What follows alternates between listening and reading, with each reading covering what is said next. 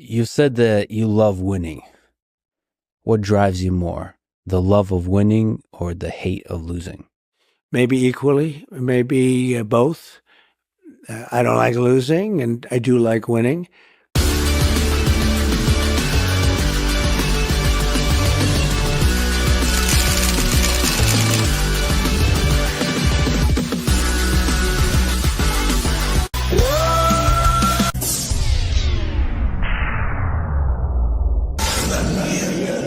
Say his name and he appears. This is a friendship that'll never ever end. Greetings and welcome to Winning 2024. How's everybody doing out there this evening? Hope you are all doing and living well. Welcome to the show. Big thanks to all those Winner Circle members out there who support the channel on a monthly basis. For less than a take of gas, they do it. Thank you guys so much. And special thanks to Shelly and Wolfram who support us over on Rumble for about the same, just about the same. Thank you so much, and I appreciate it. Welcome to Winning 2024. Hope you guys are all out there keeping warm in this December, this cool, chilly December we're having here. Hope everything is going good. Wow, what a show we have tonight.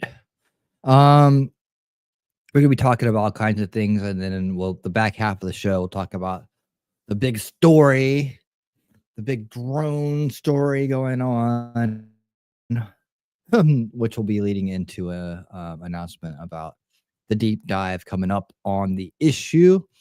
As I scroll across the internet, man, I hopefully I'm coming across good. My connection thing is giving me that little warning in StreamYard. It does. It's messing with me. It likes to do that. But as I do, I'm starting to piece it together more and more and whittle it down to what it most likely is, what we're most likely seeing. And as we do our root cause analysis here, we start to take things off the board. But I want to do a real analytical look at it. So that's going to take some preparation and so on. But we'll talk about some of the things that are going on with that today. It is a hot topic. It's interesting. I knew it was going to be a big story when I saw it. And there's a lot of disinfo as usual. The conspiracy grifters are out in full force. But the establishment's oddly quiet about it. But I'll talk more about that in the the politicians, the people are talking about it. But I want to talk about the odd quietness going on and how that may indicate something later in the show. But let me first say hello to all the fine people out there in the crowd. So happy you're here this evening. Roscoe Treat was here. I don't know. Are you still here, Roscoe? What's up? He came by earlier and said good evening and let us know where he's from and what he's on. And said good evening from the Music Tech DJ service. If you guys are in Idaho and need a DJ, man, just call up Roscoe Treat. He got you covered. T-Rex likes winning too. Yep, you do. You do. All right. Wolfram is in the house. Wolfram, thank you for dropping these links. Remember, when you're here, always listen to the Wolf. He knows what he is talking about. All right. And he wipes his paws. He loops in and he howls.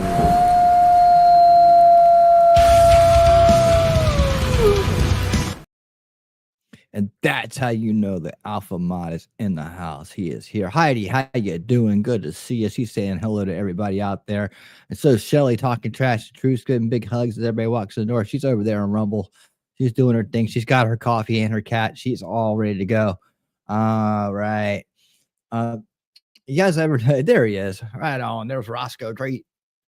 So many people. I mean, I was trying to talk to Shelly about maybe she was the original coffee. Well, actually, no. Scott Adams was the original coffee person, right? He's like coffee with Scott Adams. That was like the original coffee thing. I guess if you could really go back, it's coffee talk. It's no big whoop. But man, how many people are using the whole coffee thing? It's like everybody's got a coffee show, right? If it's in the morning, it's got to have coffee with it. Yeah, if I ever do a morning show, I'm gonna call it energy drink because I mean it's just like so many people are using the word coffee and everything. And like I said, I preference this by saying Shelly was an original coffee and chaos. Make sure that you subscribe to Shelly for awesome streams during the day, Tuesdays and Thursdays at 12 p.m. Eastern. All right. She has good times and she does a really good job on her shows. She puts together deep, really thoughtful scripts, handwritten, like the good old days, like a good old cup of coffee, a handmade coffee, handmade scripts. She's got it all. Of course, today she used Grok, but that's fine. It's it's all good. I know that she writes all her scripts out anyways, and then she uses Grok, so that's how she does it. But yeah, she Folgers Black Silk. I like Simple Truth Organic. And there's a certain type I'm using now, but I always have look, the secret to a good cup of coffee, guys, and they won't tell you this on any other show, is the water you use. All right. You need gravity filtered water to get all the shit out of it. I tell you what, when you have a cup of coffee made with gravity filtered water, right? You're like, why wasn't I doing this before? Like I think this is the one thing that Scott Adams and all the other coffee pretenders, all the other coffee shows out there, they don't know, right? They don't know. You got to have good water. That's what makes the coffee taste good. If you're using tap water, your coffee tastes like shit. I don't care what kind of beans you use, how much sugar you put in it, how much cream and other things you put in there. You can put sugar and put whipped cream, chocolate shavings, and whatever the else crap you want to throw in there. But if your water sucks, your coffee sucks. That's the bottom line. Sorry, hate to break it to you. That's the truth, though. That's what we're about here. Truth. Wouldn't you rather know the truth to be right? Wouldn't you rather? Don't you want to be healthy? Don't you want to drink clean water? Don't you want to stop drinking out of the toilet? Yeah. So don't drink the toilet water. Get yourself there. Twice filtered Roscoe Treat knows what's up. He knows what's up. I'm telling you, you don't know the difference until you taste it. In fact, I have been using gravity filtered water for so long, I can tell when something doesn't have something's tap water, even like with those the Brita filters and shit, I'm talking like you got to get the fluoride, that fake fluoride chemical waste shit they put in the water that we're going to get rid of thanks to Make America Healthy Again and our hero, Robert F. Kennedy Jr., who's going to lead the charge to make America healthy again, going to make us all make our brains grow back, all kinds of fun stuff like that.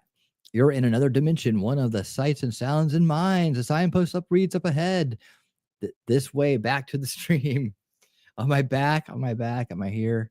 Yes, indeed. As a guide to keep me on track, I failed a lot. Yeah, good luck with that. Good luck keeping Shelly on track. But that's what's so great about Shelly's shows. Hey, Lex, how's it going, dude? Good to see you. Hey, everybody, I'll be listening while trying to get some things done. Well, get those things done, but thank you for listening. I promise I'll be trying to make those things you're getting done better by talking. All right. And, it'll just be like winning this. helped make everything better. I'll help make it better. I will. We'll do it. I'll do it. So we're going to do that tonight. We're going to talk about, as we make things better, we're going to talk about Trump. Trump is back in the news finally. I mean, he's been in the news for his cabinet picks, but he hasn't been out in front of people in a while. And we're going to get to see the man himself here in just a moment. We're going to listen to his speech from his Time magazine acceptance. And it's funny that he gets this honor today as the man of the year, not the person of the year, the man of the year. He's the man of the year. As Joe Biden cements himself in as the most corrupt president in history, most corrupt man of the year goes to Joe Biden. So, you guys see his pardons? Did you guys see what he did? Like all the pardons and commuted sentences. I mean, he did. I'm surprised he didn't pardon Manson in that list. I mean, the Unabomber should pardon him. I don't care whether they're alive or dead. He should pardon. I mean, he's probably, why don't he just pardon everybody? I think he pardoned Hitler. I mean, dude, he pardoned some of the most scummiest people on earth. I can't believe what he did. Yes, Roscoe, it's infuriating.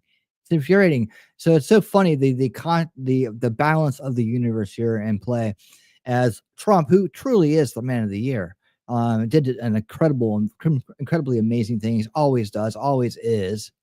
Unless of course you're trapped inside the establishment narrative when your brain is rotting away with skibbity doo dah, and you are completely mind controlled by information. Unless you're there, you know that he's constantly doing great things for people, and he wants to make America great again. He's gonna do it. He's got a great team around him. We're excited. We can't wait. If that's one thing we want to do to get through this year, man, get on to the New Year's Eve, which I don't want to rush it, but it's to get to January 20th and get this man inaugurated, right? That is a bunch of drones that come down and fly him off, right? Well, we'll talk about those drones later. Those drones are quite interesting. It's really a paradigm shift thing going on, I think. It's so, I mean, it's like, I almost wanted to just come out here and talk about that only, right? But I feel like I'm doing everybody a disservice if I don't talk about other things. It becomes the distraction. I think it may, I don't know that if it is, but I think it's the calculated understanding that it's going to be a distraction. So, from what I don't know, Biden pardoning every criminal and deviant he could possibly do before he leaves office. What's going on in Ukraine, what's going on around the world. I don't know what it's distracting by nature, right? Because it's interesting and it's pervasive and it's a mystery. It's a mystery. Hey, Ronnie, how you doing, Ronnie? Good to see you, Ronnie. Welcome to the show. So yeah, we're gonna get into that. We're gonna get into the Time magazine stuff. We're gonna get into some I got some stuff on the list, the multiple playlists that I have for you guys. We're gonna talk, I've been meaning to talk about this stuff with Kash Patel. We're gonna talk about that, how the DOJ officials spied on Kash, and Christopher Wray running out the door with his tail between his legs. That's hilarious. California election discrepancies might flip 3 House seats coming up. But there's so much stuff on the drone stuff. I put out a breaking news. Did you guys see the breaking news I put out? I'm going to keep going back to it. And this is how it's going to be tonight. As I reformat, I'm going to start to reformat things. This is a multi-topic show. I try to hit you with a bunch of stuff twice a week with as many things as I can. And during the election season, it was real easy. I had my categories and everything fit into the categories really nicely. Now things are kind of scattered out because we're out of that mode. We're out of that purpose mode we're on a mission mode, right? Now we're just going into settling into our new reality here as Trump as the president. We accomplished the mission. Now we have to kind of start to shift gears and reformat a little bit and to do more. The breaking news segments, I'm firing those off. Those are going to be open chat kind of situations where I don't really talk. In fact, I probably won't talk in those. They're meant to be like just a conglomerate or just one thing that's breaking news, and then I send it off into the algorithm to and those videos do actually pretty good. So it's not like a traditional live. It's more like I'm doing a live recording and then I'm sending it out. So, but I appreciate you guys coming and being active in the chat and talking. I'll talk to you in the chat, but I probably won't get on. I probably won't get on stream. I probably won't.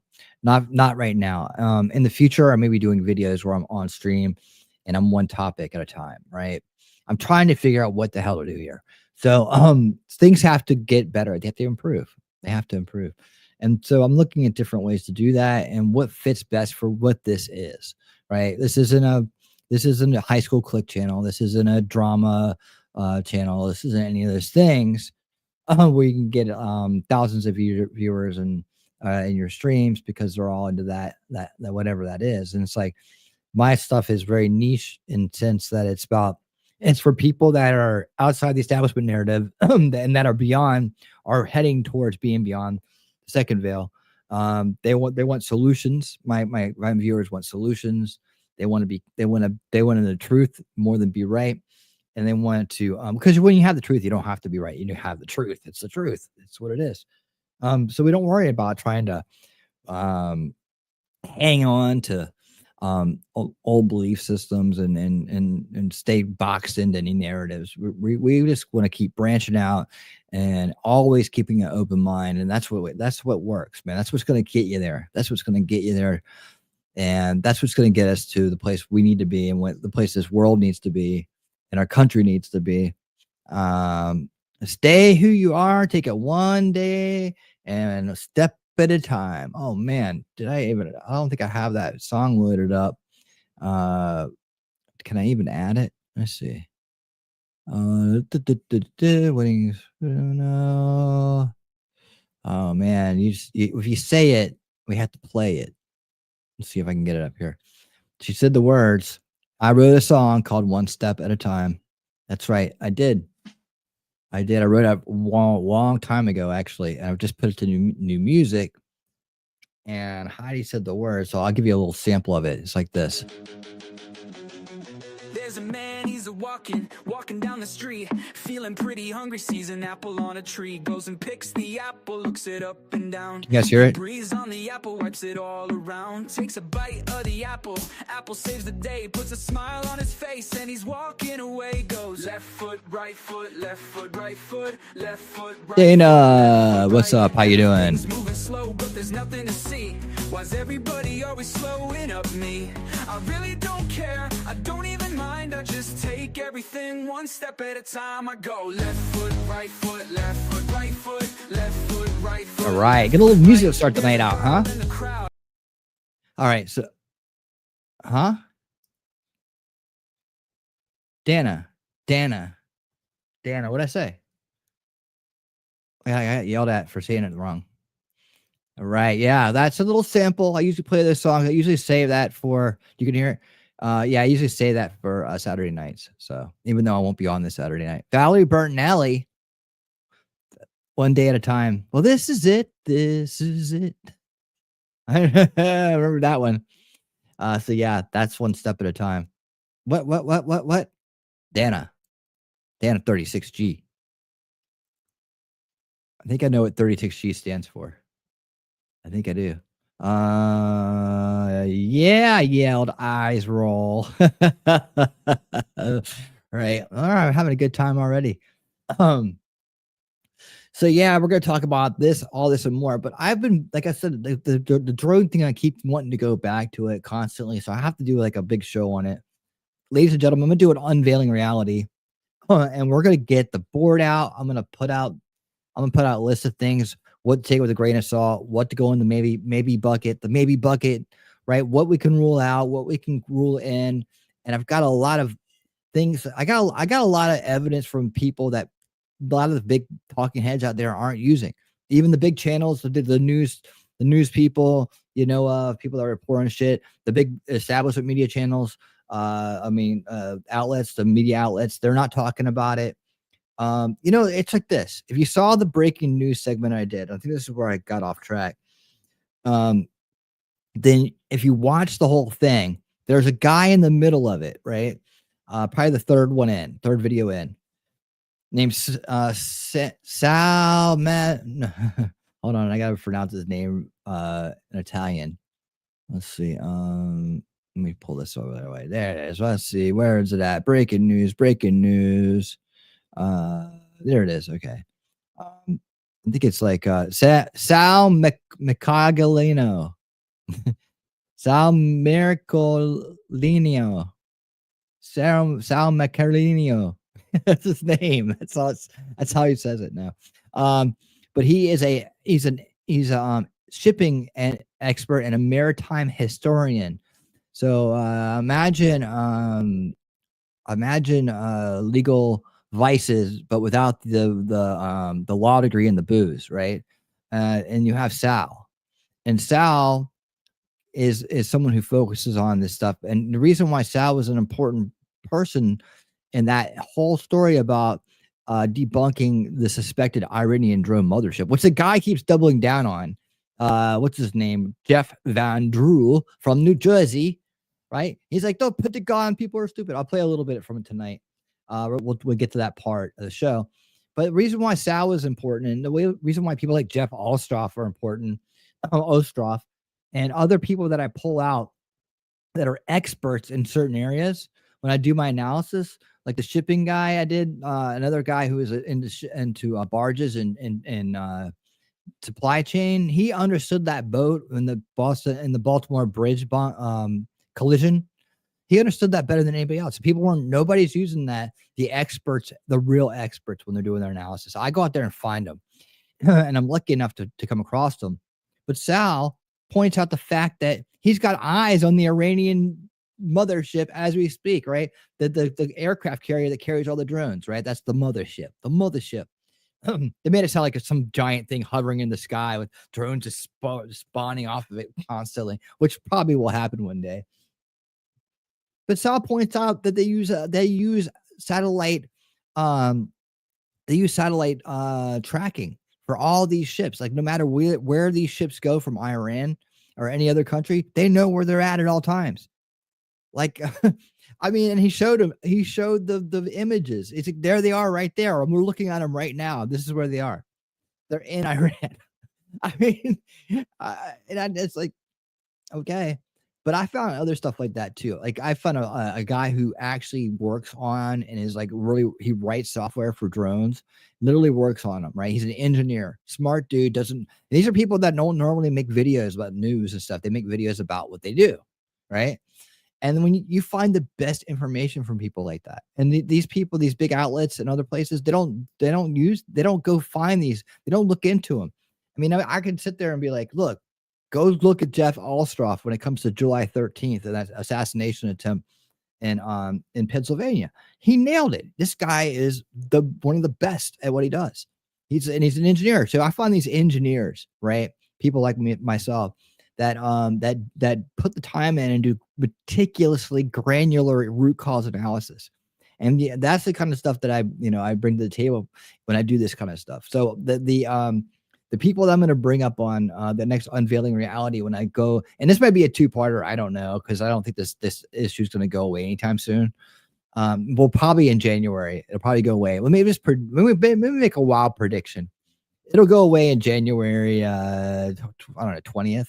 So by February, Groundhog's Day, I think we'll be behind this and we'll know exactly what the hell is going on. I have my suspicions now, but we can start to rule some things out. Like I was listening to this guy named Ryan Macbeth today, right? Who's the drone expert, right? He was talking about this and he's like, I don't like to do speculations and stuff like that, but let me just tell you about how these things work. And he put some stuff on the table that no one's talking about. Like that, rule out certain conspiracies, I don't call them conspiracies, call them speculation crafting that's going on, right? Theory crafting, speculation crafting that's going on to clicks and views world and attention world. He brought some things up that are key. So that's the kind of stuff that I'm going to bring in this deep dive on Unveiling Reality. I got to think of a catchy title for it, but it'll probably be something that has to do with drones, I'd imagine. But here I am at the beginning of the show talking about it, and I didn't want to talk about it till the end. So I'm going to stop now, right? Why the hell can't they find it? See, that's the thing, Roscoe. I think that that's the thing. That's the thing. This is the big question. Roscoe is over the target right now. This is the thing. I think that it's intentionally. It's an intentional test. Okay. I don't want to blow the whole ending here on the what I'm going to talk about, but I'm going to put together a case for that. It can only be these things. And I believe that they want to, I believe we're being misled in a lot of ways. And sometimes it's unintentional and sometimes it's intentional. Right. But I think the intentional part is what you just said. Why the hell can't they find that? I don't know. They say, see, I keep hearing they're over the water, but again, I'm going to go down this hole and I'm going to question to the void on this, right? I'm going to do it next week. I want to put together a good presentation for you guys. I want to get the Miro board out, and I want to put lists up, right? So I got the whole thing kind of working in my head. That's why I'm not going to be around Saturday. I may even, we'll see. I may, either do a short Tuesday night or so. I don't know. I just want to make sure it's good for you guys, right? I have so much stuff that I want to get done that I'm not getting done right now that I need to do it. So if I tell you guys about it, it puts more pressure on me to get it done. So that's why I like to come here and talk about it. Yeah, you believe it's a native thing. Well, that's part of it too. But I keep bringing up paradigm shift too, right? We're moving into a different paradigm in terms of drones and robotics and AI, right? There's a lot of things I can break down on this. I don't want to spill too much, but I want to get you excited to come to that show. So bring these awesome comments and questions. Hey, J-Man, awesome comments and ideas to that show. It's going to be called Unveiling Reality. It'll probably be next Wednesday night. I'll start it like around 7:30. So we got plenty of time to hang out. We don't go past the wolf's bedtime. And but yeah, I'm gonna try to be succinct about it and really, really lay it out and make it into a good video that maybe hopefully together we'll all solve this issue. And I want you guys in on this too, right? I want all your great ideas and your thoughts to come to the table. I'm going to be listening to things like these kind of questions, and these kind of questions like that, right? You're making sense, Roscoe. You're making sense, dude. That's what I'm saying. Like, don't we have a thing called the Coast Guard? What are they doing right now? What's the Coast Guard up to? Right? I got to ask questions like that, right? If there's some ship out there launching drones from it, and then there's people that say they come from under the water. Really? We got submarines. We got sonar. I mean, but they're trying to make it sound like it's impossible to find these things when we know that we have everything we need and more to find these things, right? So let's talk about that more next Wednesday. I don't want to blow any more of it up. J-Man, what's going on? How you doing? Hello, all you great patriots. Hello from the ridiculous blue state of Massachusetts. It's cold up there. J-Man, I hope you're keeping warm. I know it's cold up there. I see the word Massachusetts, and all I think of is cold. That's all I think. Like a massive coldness is what I should call it, right? Can we talk about the breakdown of moral society as evidenced by the Brit lady who slept with 101 men back in October and plans to sleep with 1,000 men in January? It's just such an insane story. Are you getting on the list? Yeah, T-Rex, are you getting on the list? The biggest question about the is why now? I like to point out the fact that these things started a week after the election, right? And why now? But what else? We're not the only country in the world with. See, it's so easy to go back to the drone topic. It's so easy. I told you I could. It's just like the Luigi Maggioni story, right? I started off and I had a few stories I was going to do that night, and just did one the whole night. That's how I feel like this could happen. That's why I want to do a special and just laser focused drone show for everybody. And I'm going to bring everything to the board, like all the information I've been finding. I've been watching everybody, no matter if they got ridiculous takes or not. And there's a lot of ridiculous takes out there. I mean, there's a lot of people that are out there just trying to get attention and view farm, and they're really misleading some people. This guy, this senator, he's yelling about the Pentagon, but he sounds like he's working for the military industrial complex. He sounds like a neocon. We got to go after Iran right now. Yeah, okay. With no proof. But if he had listened to Ryan Macbeth or done any kind of research about how drones work and anything like that, we're gonna break all that down. I promise you. Like there's little aspects of it when I bring them up, you're gonna be like, dang, oh yeah, okay. Right. It's gonna make a lot of sense, but I want to present it right. I just don't want to come off the cusp on a badly titled stream, right, and spill it all in one big glob where it's not making any sense. I want to walk down, like I do with everything. I want to walk it in, right? We're going to do true root cause analysis. We're going to question to the void. We're going to create buckets of it for different information, get our minds clear, get our minds sharp, right? And we're going to drill this thing down until we eliminate almost every single possibility, except for the top one or two, right? I think we can do this now. I think there's enough information out there. And damn it, if someone doesn't come out with a real explanation between now and next Wednesday, we'll do it. And then we'll see, if they do come out with the explanation, we'll have to look at that as well. but I think there's a lot of implications. Bring your great ideas, bring your insights, bring your perceptions. Make sure you're there next Wednesday night for Unveiling Reality, the big giant daggone drone show. It's gonna happen, and this is gonna be the best analysis you guys are gonna find out there. I'm gonna bring it all together, right? And we're gonna do it one by one, piece by piece, as one giant family of solution architects. We're gonna nail it, and we're gonna come up with the right answer. And then we can get to the bigger questions about that. So hey, we're the monkeys. All right. Submarines aren't patrolling our waters. Also, where's our submarines? Our top secret. Even if the subs, they're top secret. How are we supposed to know, T-Rex? Even if the sub saw a drone carrier ship, they wouldn't be able to tell us that. Might divulge. So see, now you're getting into, just bring that next Wednesday. All right. You got lots of energy. Make sure you write all your comments and questions down so you have them for next Wednesday when we do the deep dive analysis. The way our government is so slow. Yeah, Scott's making a point right there too, right? Making a point about, maybe there's some testing of some sorts going on. Thank you for that, Heidi. I said to him an hour ago, Scott, about the balloon. Yeah. The balloon, there's all kinds of things. The ideal thing is to have someone who's really on the inside of stuff to talk about it. That isn't like, I'm here to talk and then have an agenda behind what I'm saying. But someone who's like, okay, look, a protocol is like this. This is how we handle this situation. These are the things that we have to do. Right? No more. I'm going to stop reading your comments then. No, I'm just kidding.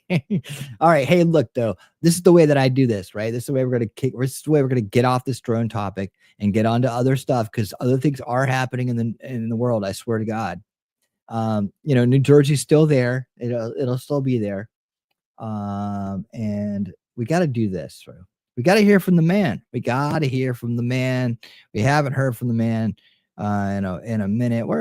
How do people come in and then they go, don't go away, stay here the whole time. I'm telling you, you'll be informed and you'll be all good.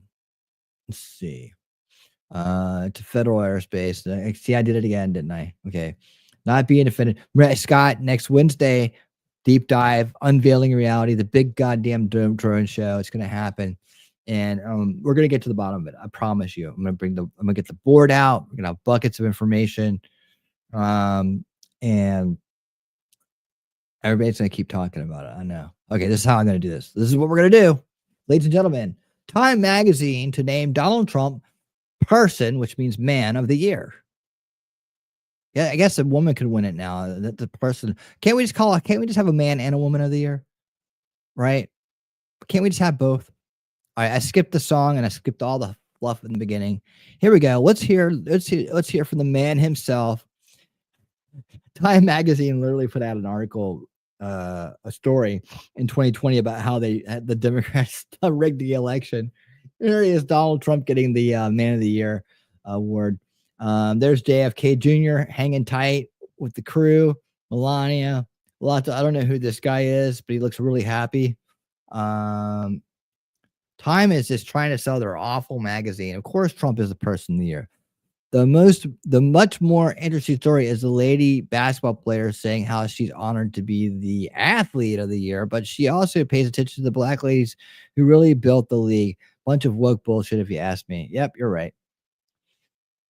You're right. All right, let's hit it. Thank you.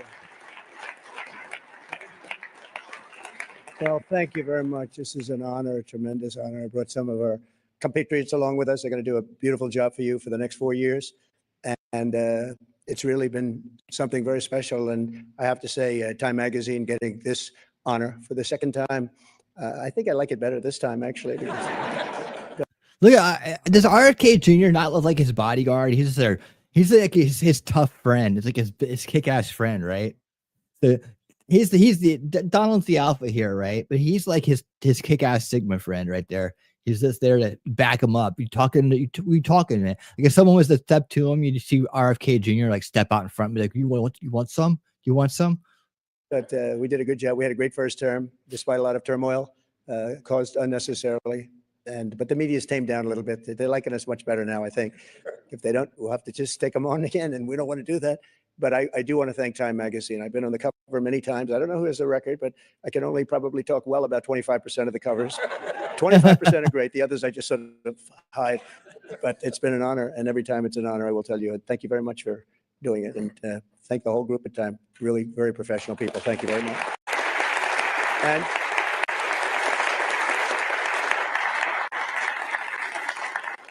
And to Jeff and all of the people from the New York Stock Exchange. He knows how much I like it because many years ago, I bought a building across the street. And I wasn't going to buy it. Then I said, you know, it's right next to the New York Stock Exchange. I'm going to buy it. We've had great success. 40 Wall Street, we've had tremendous success with it.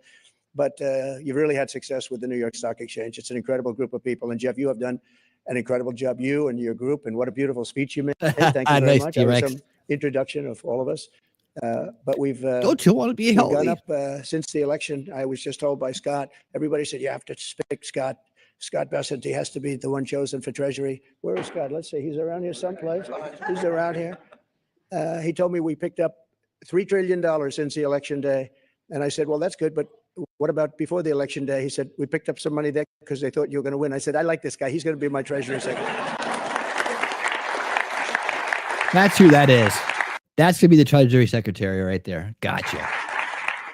But it's true. It's. I think we're going to have a tremendous run. We have to straighten out some problems, some big problems in the world. It's when we left, we didn't have any of these problems. We didn't have Russia with Ukraine. We didn't have Israel October 7th.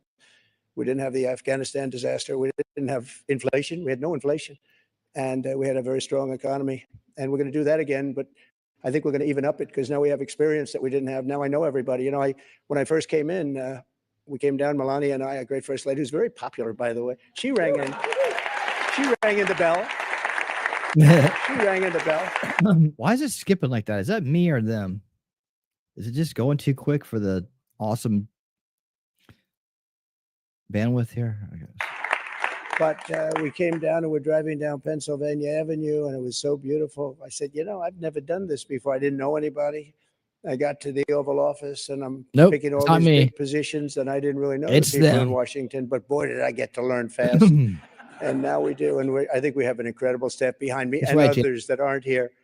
And we're going to do a fantastic job. We're going to create the incentive theory again. In fact, I just announced yesterday, I didn't announce it for this reason, but anybody investing $1 billion or more gets a very expedited approval process because, you know, the approvals, when people come into the country, it takes them, in many cases, 14, 15, 16 years to get the approval. We have Lee is around here someplace. He's in charge of the environment, and that's Lee Zeldin, who ran an incredible race for governor in New York, was a very, very successful guy before that. He was a great congressman, and he's a fantastic lawyer. He's in charge of environmental, and we'll try and push him as much as possible to get those permits very quickly. Like a nuclear power plant, I would say a week would be enough time. What do you think? Is that okay?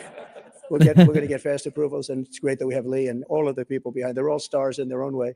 But it is an honor, and this is a double because usually they don't coordinate the Man of the Year or the Person of the Year with the ringing of the bell. And brilliantly, you picked them both at the same time, and you were all friends, and you said, let's do it. And it takes one trip. It doesn't take two trips. That's okay. We like to save. We like to be able to do it properly. But this is a special group. So many friends in the audience, too. John, great job you've done at ABC.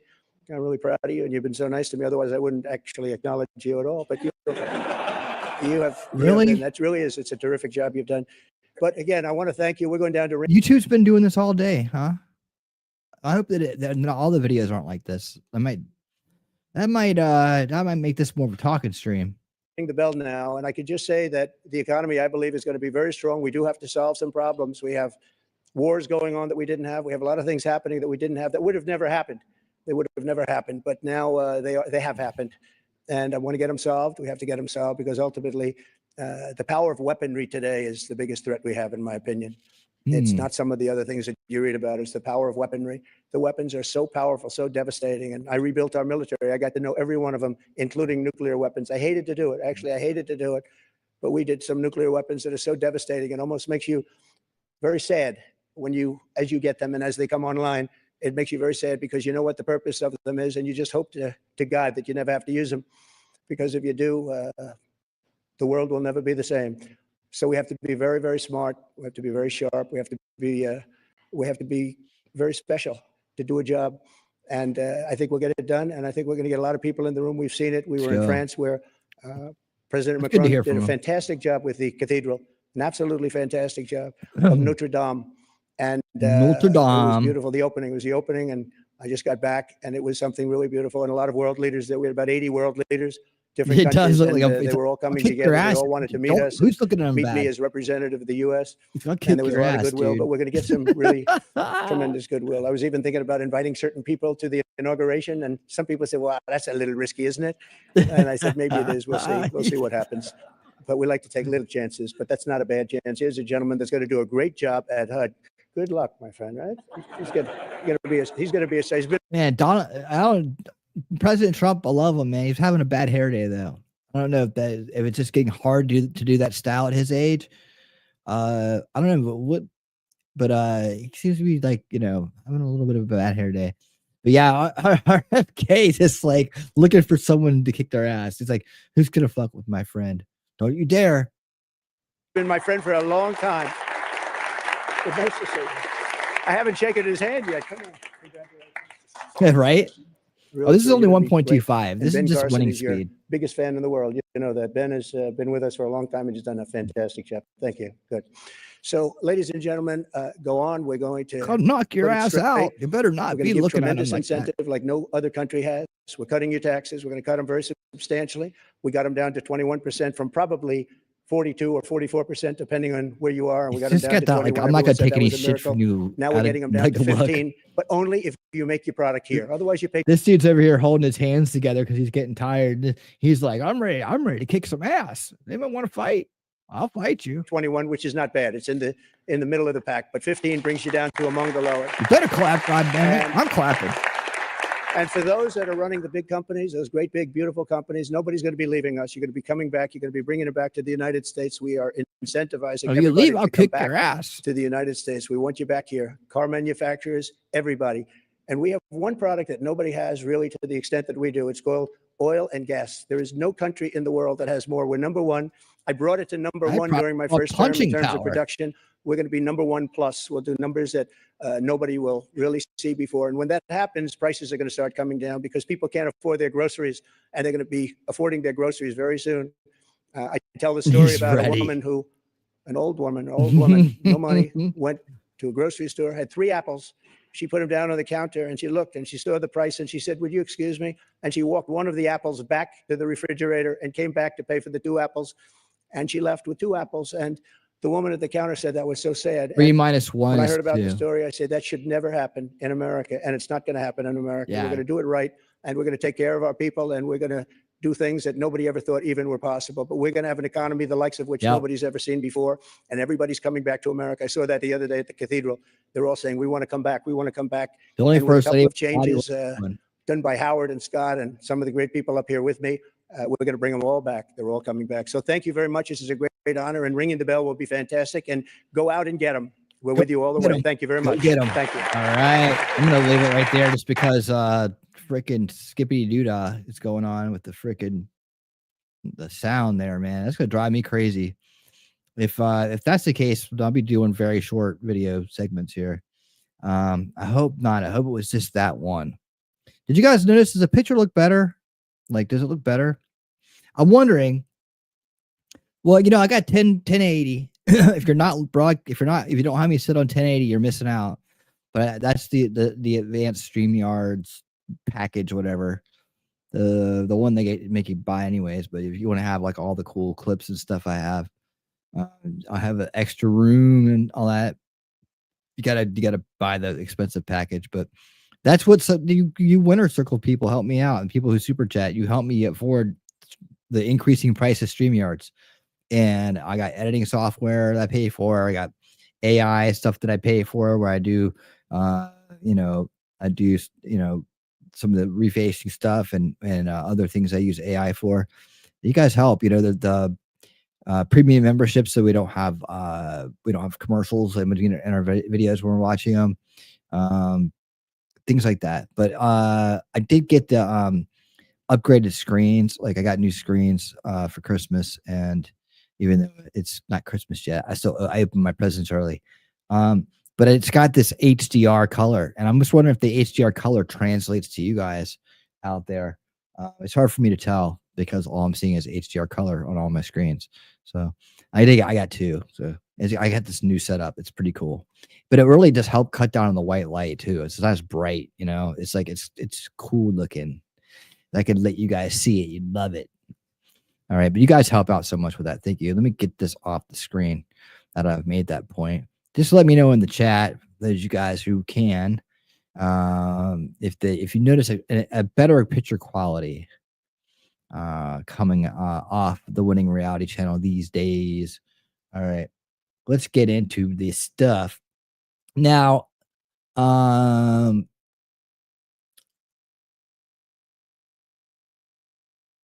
We talked about the man of the year, but I think I might do like a pop-up stream on Biden's commutes and his pardons, because there's so many of them. Oh, thanks, Donna. Thank you.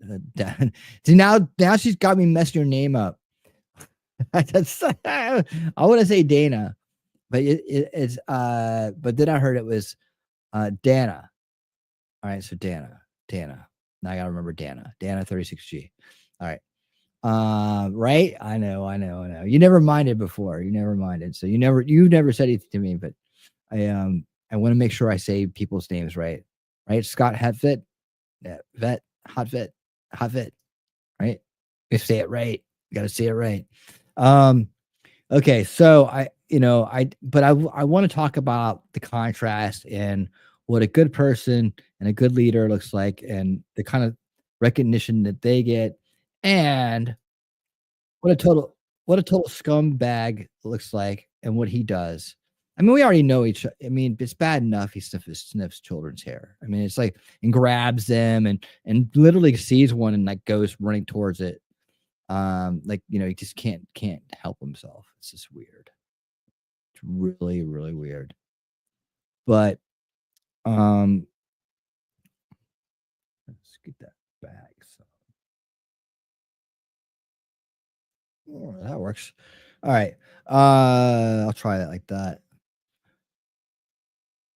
But man, these pardons, man. Listen, Tim's gonna break down at Winning Speed. He's gonna break down some of these guys. Just little hot takes here, and the big one is the Chinese man with 4,700 child images commutes his sentence.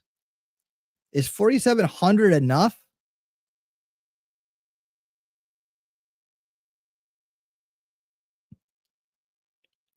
I mean, is that well, you know, if it was 48,000, I might not have done it, but since it was just 47,000, all right, you child sniffing PETA. Let's find out what's going on with old loser in chief, who's getting ready to be put out to pasture, sent to the glue factory. He is. So Joe Biden has gone on the largest single day of granting clemency that we've seen. 39 pardons and commuting 1,500 sentences. Holy crap, ladies and gentlemen. What's particularly egregious about this is the reporting that one of these individuals was in possession of child abuse materials to a rather extreme degree. And this man has been released. I'd like to know why. Now, I'm not a stupid person, and I assume most of you are not stupid. As though George Carlin did say, think about how stupid the average person is, now realize half of them are stupider than that. That being said, you got to be real stupid, okay? We get it. There's political interests at play. Somebody with power, for some reason, wanted that guy out of prison. There's more to the story that we don't know. So let me make it quite simple for you. If you're going to release a man who had pleaded guilty to having 47,000 images of child abuse material, you're going to have to give us a real reason why, no matter what that reason may be. Now, I'm going to go ahead and believe that it's probably nefarious, and someone in power offered somebody special treatment or a favor in exchange for this. Dirty. I know the president. Well, he doesn't care. He probably thought if he commuted his sentences, he'd get some of those images. I mean, 4,700. He's got to be some good ones in there for him. Biden probably, yeah. You got any with like just the hair? Has the ability to pardon and commute. I get it. But I don't see there being a legitimate reason for the release of this man. Sorry. I go ahead and make your arguments. You're not going to find one. This is a person who pleaded guilty to this. I don't care if Xi Jinping himself said, do it or else. You say there is a line that we will not allow you to cross. Sorry. Yep. I don't believe there's going to be a legitimate reason for Yeah, Tim, but you're thinking that he has a soul. this. This is shockingly disgusting. But let's read the story, and I'll Tim's starting to get his dad pants on. Evidently, Timmy's going to be a dad. It's like they're perfect timing. I told him, I kept telling him in his comments, I was like, you better hurry up, dude. So now he's gonna be having a child at the same age I did, which is good. And he's gonna realize now he's gonna come on. You guys, again, remember this moment when I said it. He's gonna come on after the kid's born and say, "Man, I wish I had started early." He's gonna start preaching to people about starting earlier. Now every day, I just wish I had more time. Well, okay, then I'll make the best of every day. Then that's what you do when you start late. Yep. give you the information from post-millennial. We've got this. Biden issues 39 pardons, commutes 1,500 sentences. Quote, these actions represent the... It was only 39 pardons, only 39. Well, there's 1,500 commuted sentences, though, for people who are already serving. largest single-day grant of clemency in modern history. Yeah, there's that. They say, on Thursday morning, the White House announced President Biden announced he is granting clemency to nearly 1,500 Americans, the most in a single day, who have shown successful rehabilitation and a strong commitment to making their communities safer. The president is commuting the sentences of close to 1,500 individuals who were placed on home confinement during the COVID-19 pandemic and who have successfully reintegrated into their families and communities. He's also going to pardon 39 individuals who were convicted of nonviolent crimes. These actions represent the largest single-day grant of clemency in modern history. The Biden admin also suggested that more action will be taken to pardon and commute others in the last weeks of his term. This comes as Democrats have been angered by his reported selfish behavior in the last weeks he has in office. Biden has apparently put the priorities of other Democrats in the party on the back burner as he is working on his legacy and aiding in the transition of power from himself to Trump. Yeah, this isn't helping. In fact, from my awful legacy, right? The only thing he has to brag about is he stole an election from Trump. I mean, other than that, everything's been a freaking train wreck nightmare. Nothing else has worked right. I mean, of course not. That's what it's supposed to be. It's supposed to be a train wreck nightmare. You know, I sniffed over 47,000 children's hairs as president. Like, come on, dude.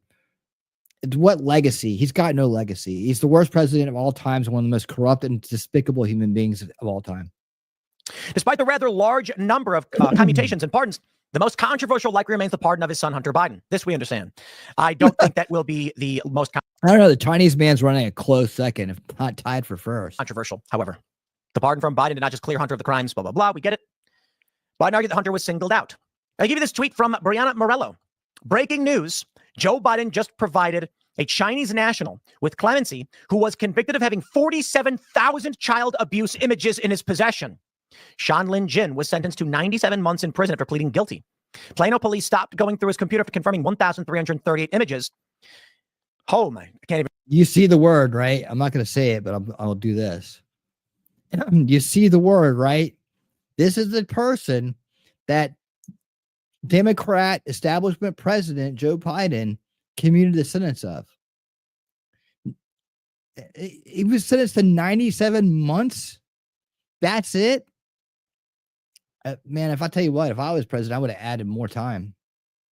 I'd be like, nah, 97 months. That's nothing. How about 97 years? How about that? Let's do that. Let's do it that way. I think you guys meant to say years, didn't you? You meant to say years. I'm sure you did. I'm going to read this. It's rough. He pleaded guilty, huh?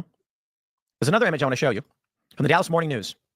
Alan Mann, who attended SMU, pleads guilty after 47,000 child abuse images. And I'm being light in the language. I hope you understand what that means. I found on his computer.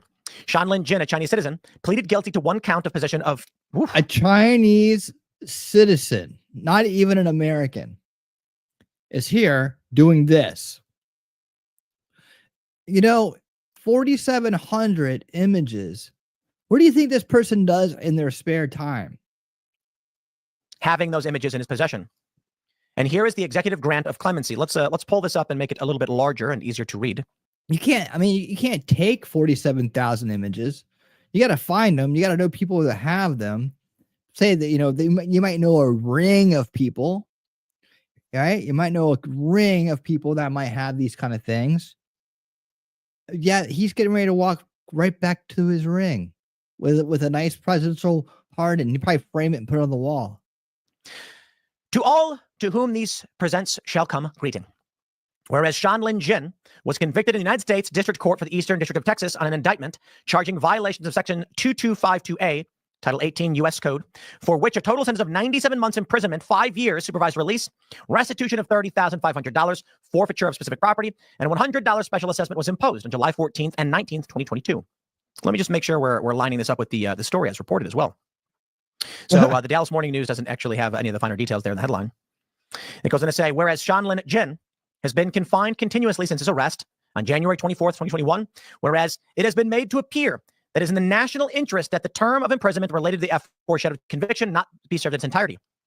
Let it be known that I, Joseph R. Biden, Jr., President of the United States, pursuant to my powers under Article 2, Section 2, Clause 1 of the Constitution, and in consideration of the premises divers, other good and sufficient reasons for reasons me thereunto moving to hereby commute the aforesaid total prison sentence related to the aforesaid conviction of the said Sean Lin Jin, 2 times served, leaving intact any related term of supervised release in its entirety and any unpaid balance of restitution order, forfeiture order, or special assessment upon the following conditions. 1. Sean Lin Jin shall depart the U.S. 2. Sean Lin Jin shall remain outside of the limits of the U.S. and its territories and possessions. Jin shall not commit any additional crimes against the United States or violation of its laws. 4. Shall waive the right and claims to funds and property already seized. 5.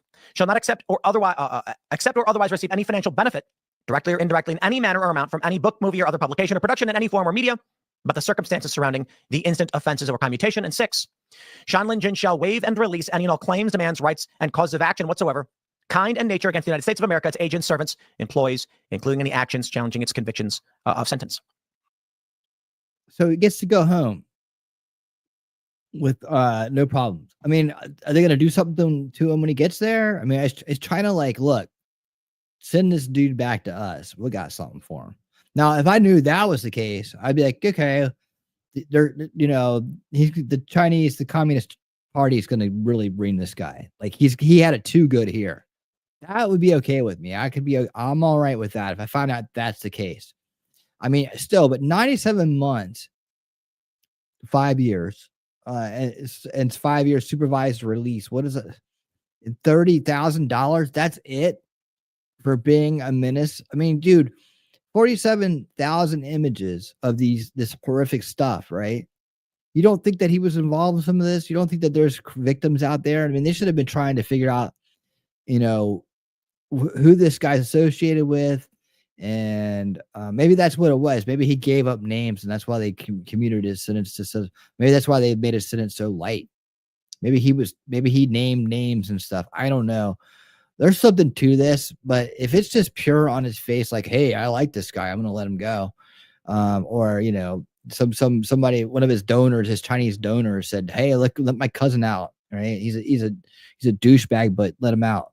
And he's like, okay, I'll do what you say. Thank you, my communist master. You know, then that's bullshit. If there's like something else, like, okay, look, he rolled on a bunch of people, but we're gonna kick him out, and the communist Chinese promise that when he gets there, they're gonna beat the shit out of him and string him up in the middle of town. They're gonna make it twice as worse as it would have been here. Then I'm like, okay, well, I can deal with that. But Joe should have said something. He should have been like, oh, don't worry, guys, he's gonna get his conviction or sentence. That is to say, ladies and gentlemen, Joe Biden has just released and committed sentence of a man who had images of children being severely and monstrously abused. Yeah, I don't know what else we could talk about with this. I mean, I think we got it, right? We got it.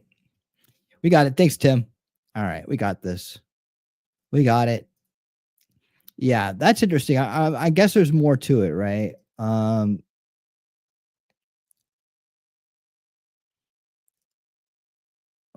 There is some more into this. Let's see.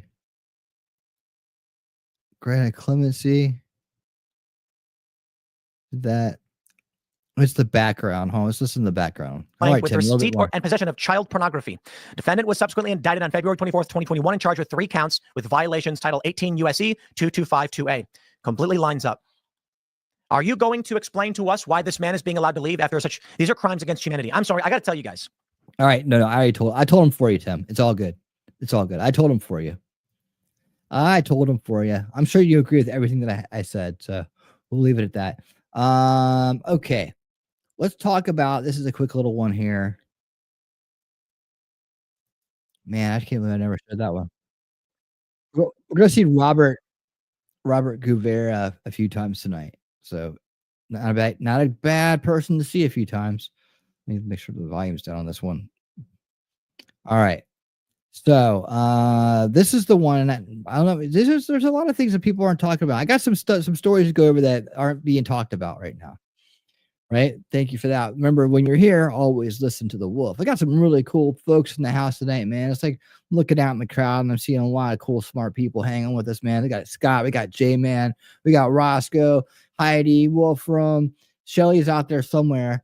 We got Dana, Dana, Dana, Dana, Dana, da da da da da da da da da. We got Dana. T-Rex Trucking's out there somewhere. YouTube removed your message. I'm sorry about that. I don't have any control over it. And I didn't see it. Which one was it? Organizations promote promotion of what he has, probably. Yeah. They've what? It was a Bible quote. Man, they do that stuff, man. Like, I don't understand. Maybe, it might be because so many people coming in to spam Bible quotes. Like, they'll come in and they'll just if there's like bots, right?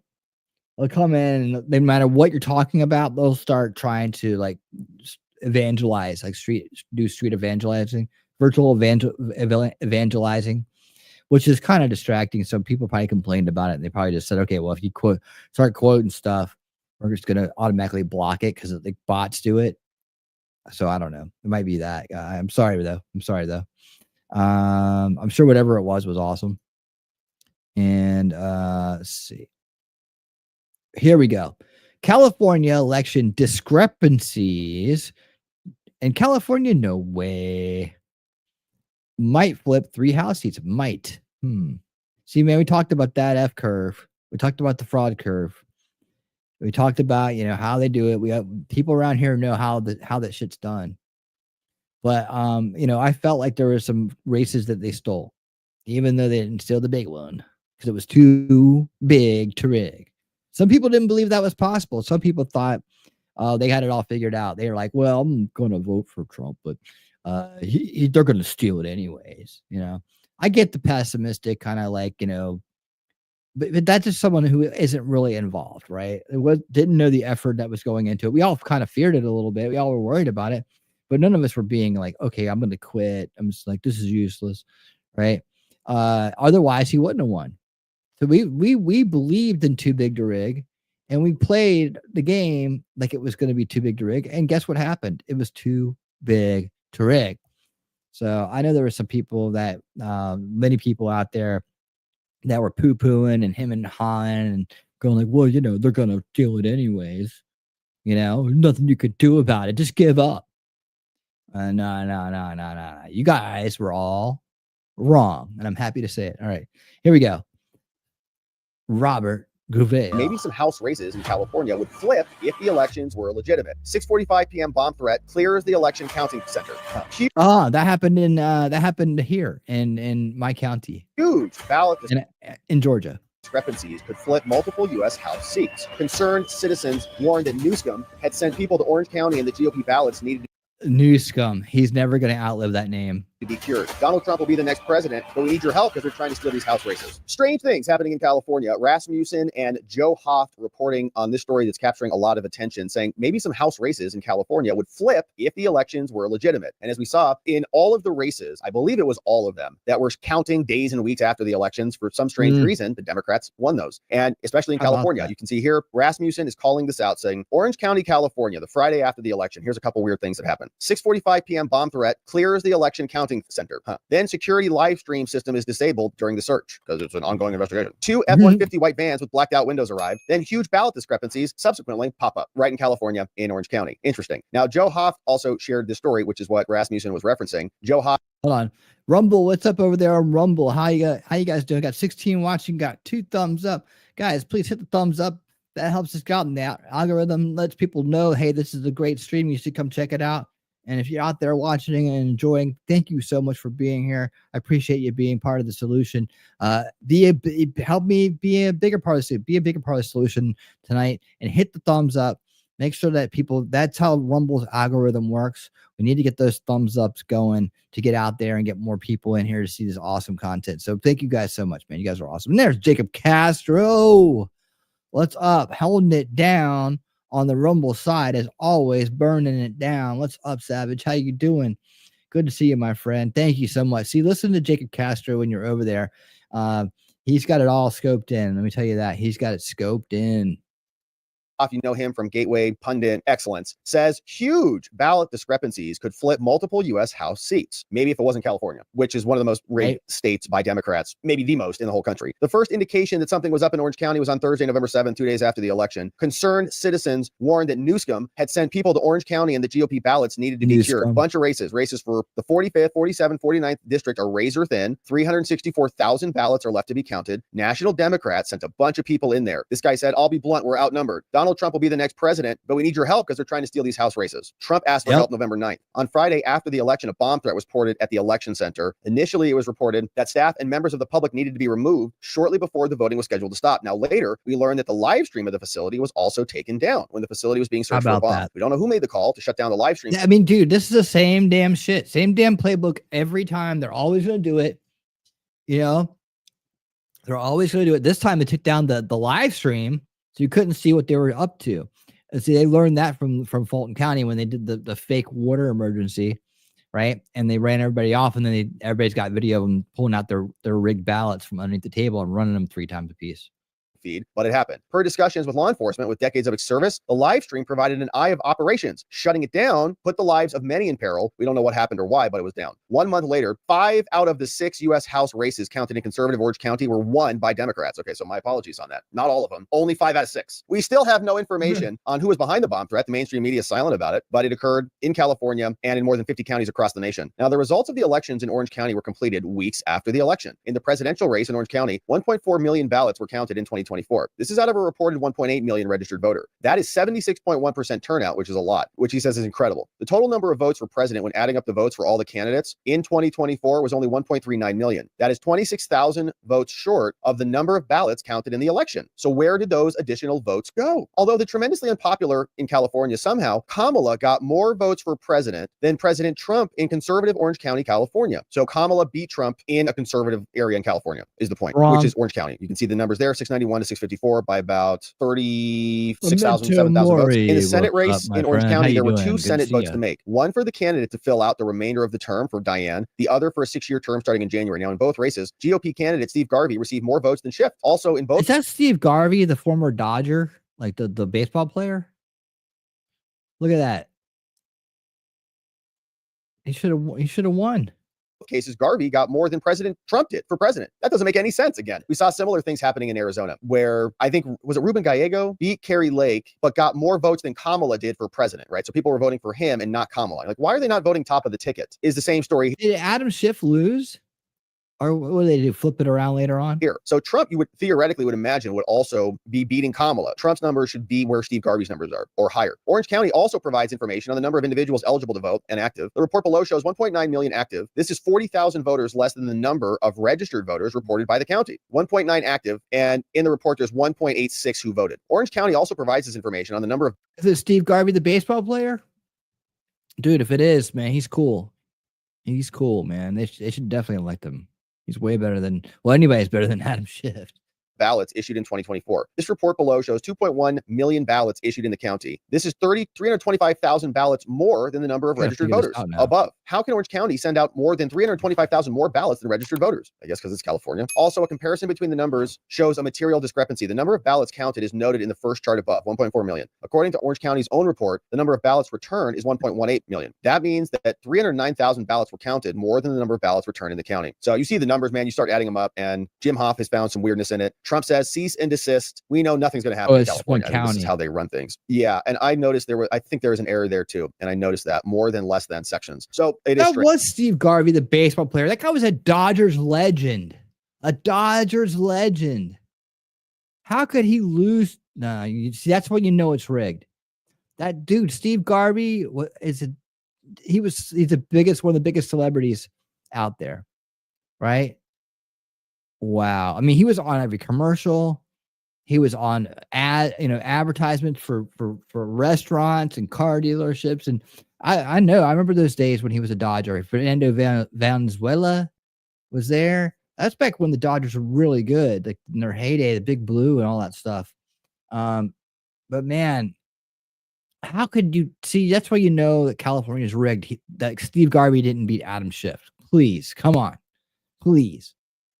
Strange. And I wouldn't put it past the Democrats to call in a bomb threat and shuffle in ballots to make sure that their candidates win. And they would put candidates in the House races. Like they know Trump's not going to win the election. So they're just. Yeah. So the final results on that election, by the way, was Adam Schiff, 58.9% with 9 million votes. I'm rounding. And Steve Garvey, 41% with 6.3 million votes. What? Dude.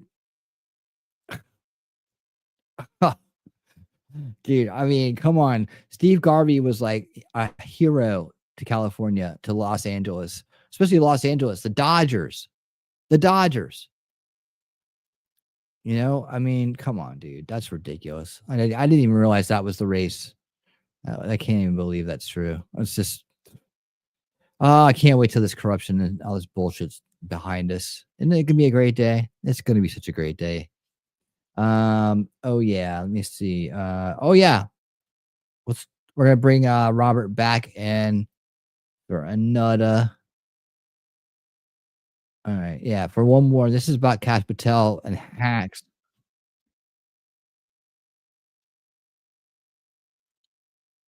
All right, yeah. I like how he does these videos. I'm going to school on a few different creators, and this is one guy that I'm keeping an eye on here.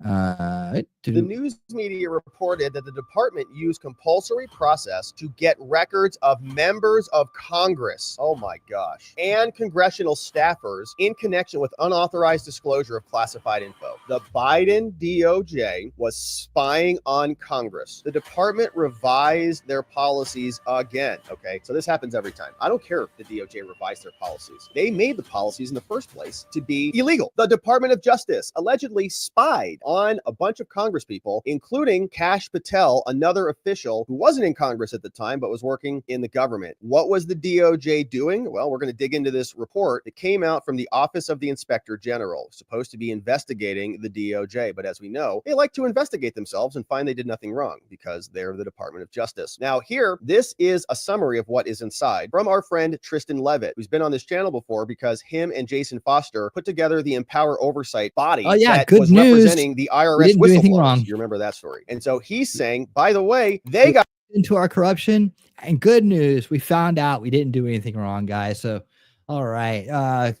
I guess that wraps everything up. Got spied on too. According to the OIG report, that explains how the DOJ accessed records from Congress people and 43 staffers, including Jason Foster and Kash Patel. This needs to spark major reforms, okay? They're not supposed to be investigating and commandeering information from a co-equal branch of government, but that's exactly what they're doing. So here's what this report says. Here's a review of the DOJ's issuance of compulsory process, so subpoenas or records demands, to get records from Congress, staffers, and the news media. Our corrupt DOJ spying on everybody. Now, here is the executive summary in the background. In the spring and summer of 2017, we had different organizations like CNN, the New York Times, the Washington Post. They were publishing articles containing classified information, some of which was top secret and sensitive compartmented information, okay? Media publishing top secret info. In May and June, multiple news outlets reported that the DOJ issued compulsory process to get the records of the media. Okay, those are subpoenas. So we want your records and we're going to get them. Why? They said, we're going to identify who leaked this info. Now, the department's use of compulsory process was an encroachment on the news. They're allowed to publish that crap. Concerns also were raised about the department's use of non-disclosure orders. Okay, so the DOJ would then prevent the reporters and the news people from learning about the subpoena and permission to get their email records. So we are going to seize your records, and we're going to make the court order you to not know about it. And if you do know about it, to not disclose it. Such NDOs could prevent reporters and news media companies from having an opportunity to even challenge the process. Now, concerns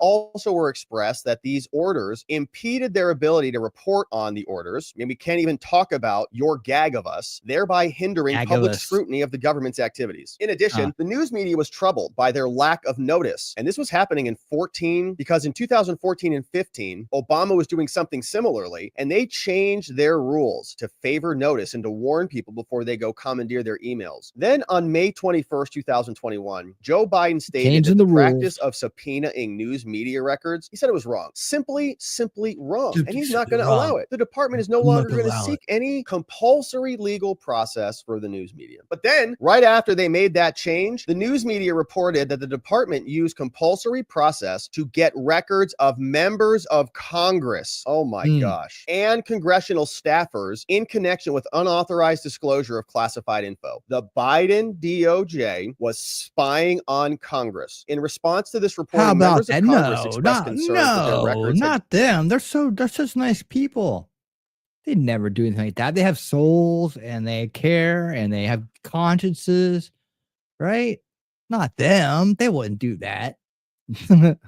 been obtained for political reasons, and the compulsory process violated separation of powers. Similar to their criticism, they also voiced concerns about the use of NDOs to prohibit communication service providers from even disclosing the existence of the process, okay? So our Congress is so pathetic. I got to tell you, man, every time we read one of these letters, it's just like, how badly do they want to be abused? The DOJ was stealing congressional emails and then going through a process to hide that from you. And our Congress people still sit around like morons and talk about whether Kash Patel is going to be good at the FBI or whether Pam Bondi is going to to be good at the DOJ. On June 11th, the DOJ, Office of Inspector General, so the DOJ creates offices that investigate themselves. Okay, great. They initiated a review to examine this process and what happened here. And so we did that. This report summarizes the results of our review and how the DOJ used subpoenas and compulsory process, right? These are not even like public subpoenas. There's like secret letters to the courts to get records from members of Congress, congressional staffers, members of the news media in 4 criminal investigations into disclosure of classified documents. The department did not charge anyone in these investigations with unauthorized disclosure. I guess nobody did anything 4 wrong. investigations are now closed, but not before they stole their records. Now, as described in this report, we make several findings about the department's use of these compulsory processes. With respect to members of Congress and congressional staff, which are the focus of Chapter 2, we found that the department issued compulsory process for the non-content communications of 2 members of Congress. Who are they? 43 individuals who were congressional staffers at the time, and both members were Democrats. Oh, and of the 43 congressional staffers, 21 worked for Democrat members of Congress, while 20 worked for Republicans. And by the way, I don't think that the FBI only goes after Republicans. I think they also want the Democrats wrapped around their thumb. I mean, I think that's probably why the Democrats are wrapped around their thumbs, is because they've got them under their control. Now, all of the members and staffers whose records were sought became aware of the classified information in connection with their congressional responsibilities. For most of the staffers, the basis of including them in the possible leakers was that the U.S. intelligence community determined that they had been provided access to this information. So in other words, there's no real cause to target these people. They've already had lawful access to this. So the decision to issue compulsory process was based on close proximity that they were enabled to have. Now, during the relevant time frame of this review, the department did not have a policy that expressly or clearly addressed the use of process to get this info from members of Congress. And the policy did not require any supervision at all. So they could do whatever they wanted because they're the FBI. Now, the department's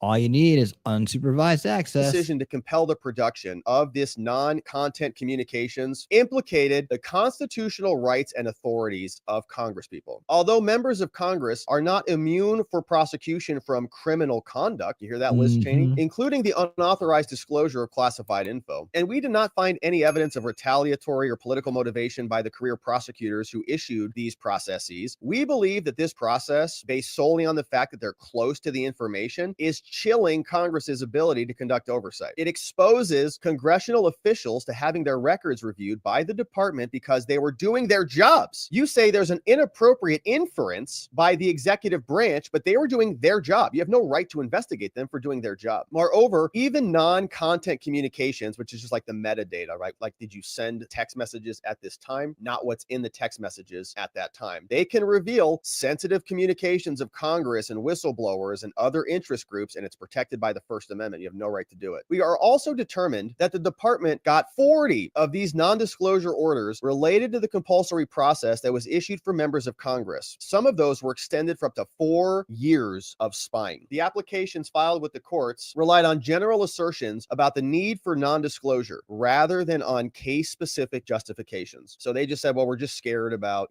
stupid things like the administration of justice. And so we have to do whatever we want in order to prevent bad things from happening. And then what does the court say? Oh, of course you do. And we trust you because you're government prosecutors. So therefore, whatever you want. Department policy permits prosecutors to make boilerplate statements and applications. However, it says they should have specific facts that are relevant to the review. The renewal applications included in this investigation did not have anything new. It was the same boilerplate assertions about the need for non-disclosure. And so it was just a copy and paste recitation as they always do. In November of 2023, the department substantially revised its policy on this after there were complaints. The revised policy also stated that they should, not shall, should, which is discretionary, notify when they were making these decisions. But that's not good enough. And so we now recommend you evaluate notification, whether members of Congress should be notified, and how these things are processed. Now, after reviewing a draft of this report, the department revised their policies again. Okay, so this happens every time. I don't care if the DOJ revised their policies. They made the policies in the first place to be illegal. So just because they changed them because somebody complained doesn't mean that original illegality goes without scrutiny. The newly revised investigations policy now requires that they notify somebody. The newly revised policy makes explicit that anything related to this, you must, okay, see how it went from should to a must? They're not morons. They know what that word means. That's why they wrote it. Oh, you should notify. Should? What if I don't want to? Well, you don't have to. You should, but you don't have to. So that sounds good. That's better than don't notify. So, okay, maybe we'll leave it discretionary, right? Then they change it like, oh, somebody complained. Now you must file. Okay, now it's non-discretionary. But the people who wrote this word in there, they knew what they were doing. These are lawyers. They work for the DOJ. They know exactly what they're doing. So the people responsible for this little policy that resulted in Congress people being spied upon, there should be repercussions for that. Hopefully we know who their names are. At the same time, the department also revised the urgent reports policy to explicitly add investigations and other things. And so you got to file this stuff with the court. Now, our review also observed that while some of the department's former and current news media policies exhaust all reasonable avenues to obtain the information through other means, we recommend that they consider where there are circumstances, can you just default and just say, give us your emails, or should you have to go try to investigate it otherwise? They just go right to the emails because they can. With respect to compulsory process to obtain communication members of the news media, the department has emphasized the need to ensure the highest level of oversight. However, in the 3 investigations that we looked at, we found that the department complied with some, but not all of the applicable provisions of their news media policy. We found that the department failed to convene the review committee to consider the process. They did not obtain the required director certification from the Director of National Intelligence. So it says you must do this, and they don't. And we were unable to confirm whether the DNI certification it attained in another case was provided to the AG before he even authorized the request. So they're doing it, but nobody's actually checking anything. And the department did not get the AG's express authorization in connection with these other compulsory processes. And so given the important interest here, we were troubled that these failures occurred, particularly given that only a few years had elapsed since the department substantially over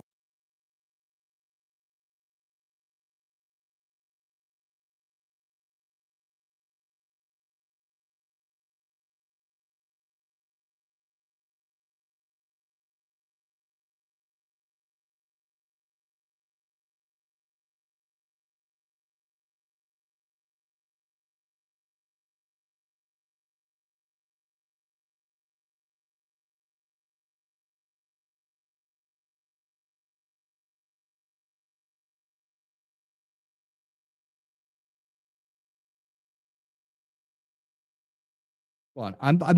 I'm muted here. God bless America. Thank you. Yeah, I'm muted. I said really cool stuff though. I said really cool stuff. But yeah, this is what I'm talking about. It's like the establishment is corrupt.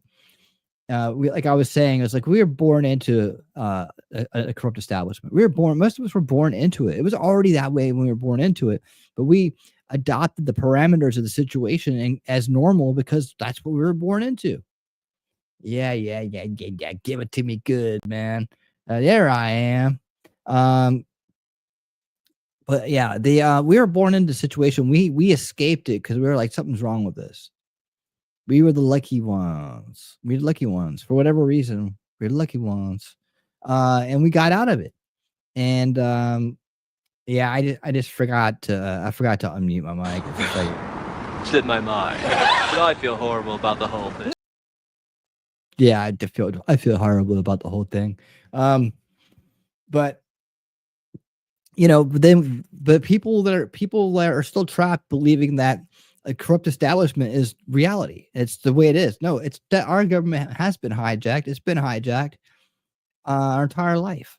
It always has been the false left right paradigm, the illusion of choice. You think there was a dime's worth of difference between the Clintons and the Bushes as they were all on vacation together?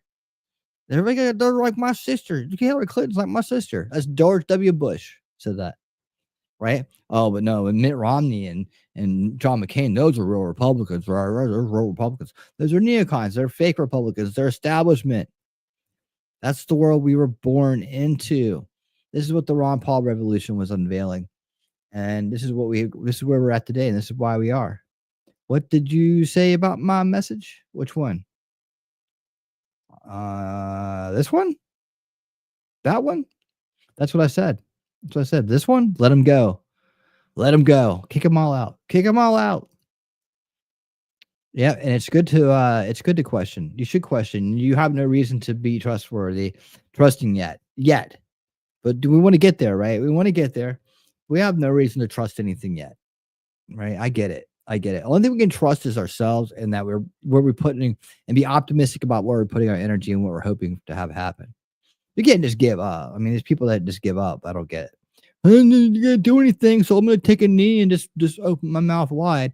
It's like, you know, that's that right there. That's losing reality, right? That's when you've lost it. That's when you've given up. That's the whole thing. Every day is a fight for reality. You have to fight every day to win reality.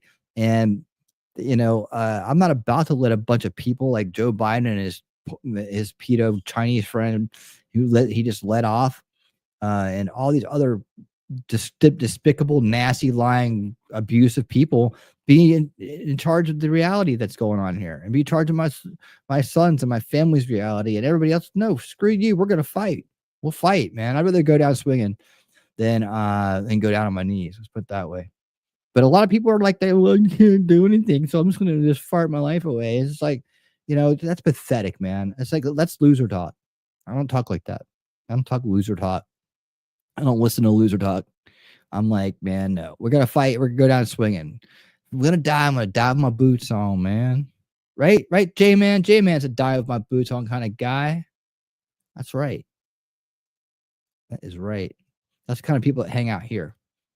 Other people that like to die with their boots on and get on their knees, they're somewhere else. They're doing something else. They're playing some video game or something. I don't know what they're doing. They're right here. They're not trying to fight to win reality, man. That's the truth. Chinese felons. Yeah, all these people, man. They give up. They go, okay, well, you can't do anything, so do the thing. I'll distract you. I'll dance like a clown. That'll distract you. And that way life won't be so bad for you. Let me get my next story up here. Got a couple things here coming up. That's most my thoughts on it. Call me what you will. I'm just like, you know, that's how I deep down inside, that's how I feel about people who check out, people who give up. I know I have more sympathy for people who are brainwashed and just don't know better than people who actively know better and just get on their knees. You know, those people, they don't even benefit. And it just, you know, what can I get out of it for myself? It's about me. It's about me. You know, that's the thing. That's what I might go off a little bit on that. I just found some interesting stuff. There's a couple things. Let's do some interesting news here. Couple things. We haven't heard from O'Keefe Media Group in a minute. And I found an interesting piece on there that should get everybody nice and riled up. And what was the other one that kind of just came out of left field early on. I'm so resisting going for the turn stuff. I have so much stuff. The folder is growing by the minute. It just keeps getting, and I'm throwing all kinds of stuff. I'm gonna be showing the people who are out there faking stuff, people who are out there making sense. I'm gonna show it all. We have to look at all of it. Yeah, he was hitting on kids. Yep. Oh, Tim. But didn't Tim let somebody go recently, which was a good call. But then someone was saying, well, maybe it's just insight. Oh, the George Floyd cop got let go. Which was right. He shouldn't have gone to jail in the first place. It was the drugs that killed that George Floyd, and it was the mental illness of the BLM mind control that put him in jail. That what's his name? I can't think of his name right now. The cop, the knee cop. Now, even Tatum said he could have done a better job, and he didn't need to sit on him for that long. Whatever. I mean, dude, the guy. You see the speedball in his mouth. You see the fentanyl in his mouth. He's gonna die. Oh, he's got good tolerance. He's a good tolerance guy. Bullshit. That dude panicked. He's high as a kite. He was getting ready to go back to jail for counterfeiting. And he had a bunch of drugs on him that would have probably broke his probation, kept him in jail for a much longer time. He didn't want to go. You can't get that high in jail. You can't get as high as you want to in jail. You can't get your hands on that fentanyl in there. I don't guess so. Probably pretty hard to sneak that shit around. But he was like, no way, man. I want to stay out here in the streets and get high.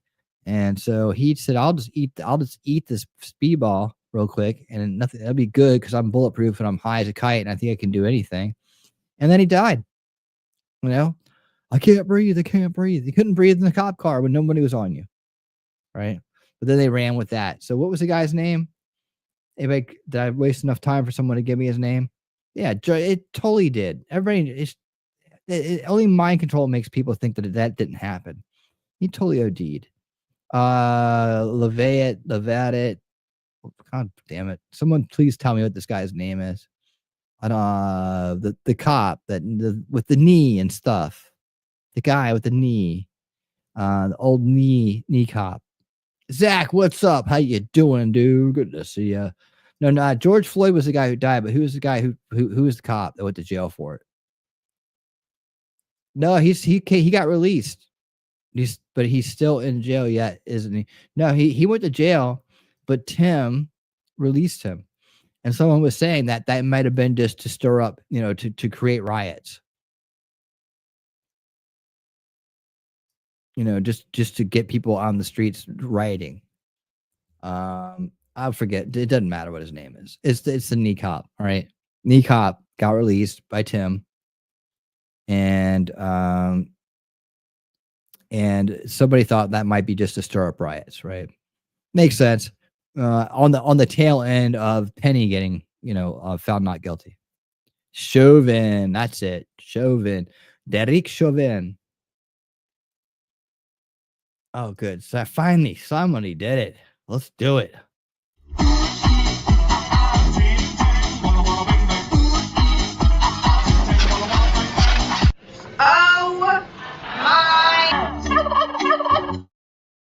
Why is Heidi flipping around so much? What do you mean? She's a gymnast. Did you know that? She's a gymnast. She likes the gymnastics. She loves the gymnastics. Thank you for the $2 super chat, Zach. Good to see you, my friend. What are you up to tonight? What are you doing tonight? What's the good word with Zach tonight? Tell me what the good word is, Zach. I need the good word. Heidi. That's a good word. All right, cool. We got it. I mean, Sir Frank Otter. What is up? Papa Nut Raid. Sweet. Oh, Shizzy Wiznut, what's up? I was like, who's Papa Nut? Oh, there he is. Okay, Shizzy Wiznut. What's up? How you doing, my brother? Congratulations. I see you sprinted right on through the 5K to the 6K, my man. Good job. You keep on going. You're gonna be at 7K before you know it. You'd be at 7K before you know it. Probably end of this week, probably, right? How you doing, everybody? Welcome. How you doing? We're just getting ready to check out some other stuff here to covering the news and topics of the day and some other interesting stuff we've been talking about, these weird drones in New Jersey and all over the place. I'm going to be doing a special unveiling reality next Wednesday night. Deep dive root cause analysis of the drone issue. We're going to go through, get the big board out. We're gonna put things in their place, man. We're gonna figure out what's possible, what's not, and figure out what's going on. So if that interests you, you're gonna be loving it. Make sure you subscribe, like, and share. You'll love this. What we do here. Deborah, what's going on? Good to see you, number 17. Come on in, number 17. Good to see you. Thank you so much. Thank you, Shizzy, for raiding all these fine people over here. What were you guys up to tonight? What were you doing? Let's see, what were you guys up to? We're gonna look at some O'Keefe stuff here, and some stuff about CNN getting in a bunch of trouble here. I just got the news right before I came on the air tonight about the CNN problem going down here. Where's that? I got my playlist right here. It must be right here. All right, welcome everybody. Who else is coming in here? What's the new comments everywhere? Hey, Tammy, what's going on? How you been? Good to see you, Tammy. Hope you're doing good. Hope you're doing really good. Deborah's here. Tammy's here. Shizzy's here. Zach's here. Aroo. Thanks for coming in. DW, I see you right there, the big waving pink hands. How you doing, DW? Good to see you. So good to see you guys. So good to see each and every one of you. Thank you guys so much for being here. We're just having a good old time right here, right now. I'm dancing around a little bit and just go and dance like, yep, there we go. That's how I dance these days. Getting older, but I can still move. All right, there we go. Let's see. I have to pull up my playlist thing again here. We just went over some stuff about California discrepancy votes. Where's my 2024 list? Oh, there it is. Okay, cool. CNN busted faking rescue. What? Can you believe this stuff? Well, these people will do.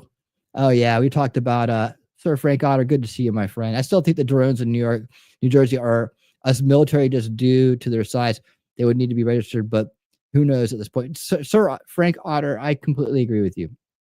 I do. You guys want to talk about drones? We can talk about drones. Nikki Lynn, what's up? Good to see you.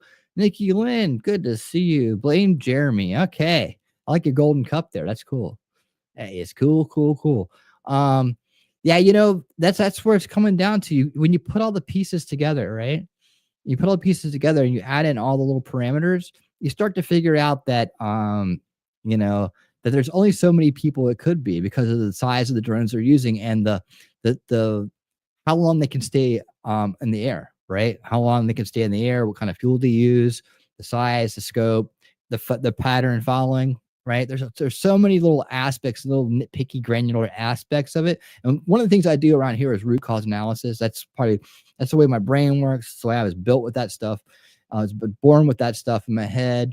Comes the long line of people, moves like Jagger. Yep. Long lines of people in my family got the engineer mind. I got stuck with it too. So I'm going to do this root cause analysis stream called Unveiling Reality, where we get to the bottom of it. I'm going to bring up stuff like that. You need to be there, Frank Otter. It's going to be next Wednesday, and I'm going to bring up a lot of stuff. And I've gone out and got experts. Like, okay, like I found people who are experts in shipping, people who are experts in actually drone manufacturing, drone programming, things like that. Like off the radar people that are making like one-off videos, but normally their channels are about these topics. I like to find people like that in these situations and get an other analysis. Like the whole thing about the drone mothership that was going around, right? Like I found this dude who does shipping, right? And I had a bunch of shipping channels from when I covered the Baltimore Bridge disaster, right? Because I wanted to find out people who actually knew how these boats worked. And I ended up finding out, hey, it couldn't have been a cyber attack because the computers in the boat don't even hook up to the internet. So how's that going to happen, right? So you find out cool stuff like that when you actually dig down and do a lot of research. And and I found this guy, I was talking about him earlier, but he does shipping around the world. And he came out and said, you know, this is so crazy to me. right? There's no way there could be some mothership about Iranian mothership. And what they meant was an aircraft carrier. What they mean is aircraft carrier with drones on it, right? And off the coast of the United States of America. It's just ridiculous that anybody would go out and say that, including this congressman. What is the details? Oh, here we go. Jeff Van Drew, right? Congressman Jeff Van Drew came out and said that he got it from his inside sources. Like this sounded like neocon talk to me, like, let's go get Iran right now. But his inside sources that there's some kind of aircraft carrier mothership with drones launching it into the United States. Now there's only 2 boats that Iranians have that do this. And he showed us pictures of these exact boats in port. And then he showed us satellite images of where they are right now. He goes, whenever these boats leave or go anywhere, we know exactly where they are at all times. Like they're easy to spot because they're just basically cargo ships where they put decks on top of cargo ships, really. And he explained the whole 9 yards. Like nobody on any news outlet, whether it be new media or establishment media or whatever, right? Mainstream media, however you refer to it, has even mentioned the fact that we have these boats on this radar system, the satellite radar system. Like we literally can look at them. So like, how does this senator come out and say something so stupid when the facts are met? But there's so many people out there going through the drone thing right now that nobody's even found this information on. I was the only one that I know of, besides the guy who put the video out himself, that's used this information. It's in my latest video, latest one called Breaking News, latest on the New Jersey drones and the suspected Iran mothership debunked. That's what it's called, right? And I just did it's a little breaking news live I did yesterday, and so you guys check that out. But that's in there, right? So there's that kind of information. And I also have this other guy that actually does the drone programming, right? And we're looking at these patterns the drones are following and how they always follow the same pattern. And so, well, they're not putting off radar, any kind of like RF they're not putting off any kind of like signal. Like, well, that's easy to explain, right? You just program in a route and it goes and flies and comes back. That's why it doesn't seem to be bothered by anything, right? Why aren't they hiding it? If it's secret, why are the lights on? They can turn the lights off. The drones don't need the lights to see. Okay. They don't need the lights to see. That takes it out of hostile and puts it into homeland, doesn't it? Like, we got to fly with the certified, the lights, the certified lighting on there, right? We're going to follow the protocols of aeronautics in the United States. That lamestream media. That's right, DW, lamestream media. They could be commercial drones. Then it's a cost, right? So that's another thing that I found from doing my research on this is that it's cost, right? The longer and the bigger a drone is, the longer it can stay in the air and the bigger it is, the more it costs. So you're talking about commercial drones that are upwards in the tens of thousands of dollars and then up to $100,000 just to fly around New Jersey. I mean, I think what we're going to find is we're going to find out that it's a little pop quiz, right? It's a little pop quiz. That's our military. And it may be a show of strength. It may be one of those things, but also might be testing our own systems against what would happen if a drone invasion were to come here, right? How would the locals respond? There's like a lot of metrics going on here, a lot of like data analysis, data gathering. It might not be from other countries because guess what? If it is from other countries, it's an act of war. Now we're going to go to war with somebody, right? Do you really want to try to go to war with the United States? I mean, talk about poking the bear, poking the eagle, right? You're poking the eagle there. Another thing is like, New Jersey, so many drones coming out there. They say they're coming out the water. What's the Coast Guard doing? I like that. I'm going to answer questions like that, try to figure that out. But there's Canada. Canada's pretty close. Canada, pretty close to New Jersey. You can fly a drone there and back. They only come out for a certain amount of time. Again, points to programming, flight time, flight ability. They didn't shoot that weather balloon keeps coming up. That weather balloon keeps coming up so many times tonight. They didn't shoot it down because they wanted to observe it. They wanted to see what it would do. They didn't know what was in it, right? Talk about protocols. Can you just shoot drones down when you see them? I think, a little bit of Hollywood there, a little bit of Hollywood. Is it practical to shoot drones down over top of New Jersey? I mean, is it going to go in there and start a huge fire in the forest? Is it flying over military bases? That's a dead giveaway, I think. That's a dead giveaway, right? We don't know where they're coming from. Looking side to side there. I'm not sure where they went. So much of that stuff, it points to the fact that I think this is like a kind of like, okay, look, if it's a pop quiz, it's a fire drill, right? If it's a fire drill, what good is it going to do if you tell people that it's, hey, we're going to run a test, right? People aren't going to react the same as if we're being invaded or attacked or whatnot. We're also going to see the holes in defense everywhere, right? Flying over, they've always flown over military bases, and this is our own military, right? Like, we wouldn't be doing something. Where's the Coast Guard? They say the helicopters can't trace it. Bullshit. They can't shoot him down. I can kind of understand that. Like, why would you want to do that? Like, over top of civilians, over top of people's houses, unless you're in a state of war, like a real state of war, they're attacking. Doug TeNapel made a good point about, well, what if what if they just decided to become suicide drones, right? I mean, what if you decide just to ram drones into things? Like, you don't have to have any weapons on them or anything. You just ram them into a jet that's parked on a runway somewhere, right? That would disable things. That would kind of like, that would cause an issue, right? Just kamikaze drones. Oh, that's pretty scary, right? You can program them to do that. So much to talk about. So much. That's why I want to do a special show on it and get all my ducks in a row.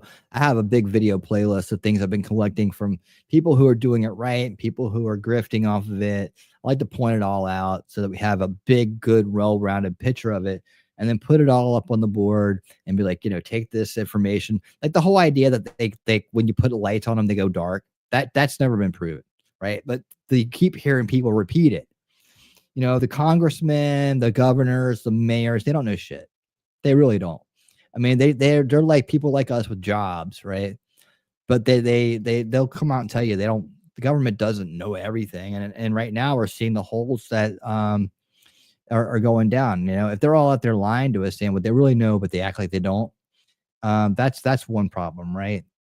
But if they're just testing them to see, well, what do they know, or how can they find this out, or what will people do if we weren't here, to help them out, right? How would these states handle themselves? So are they manufacturing consent for something, right?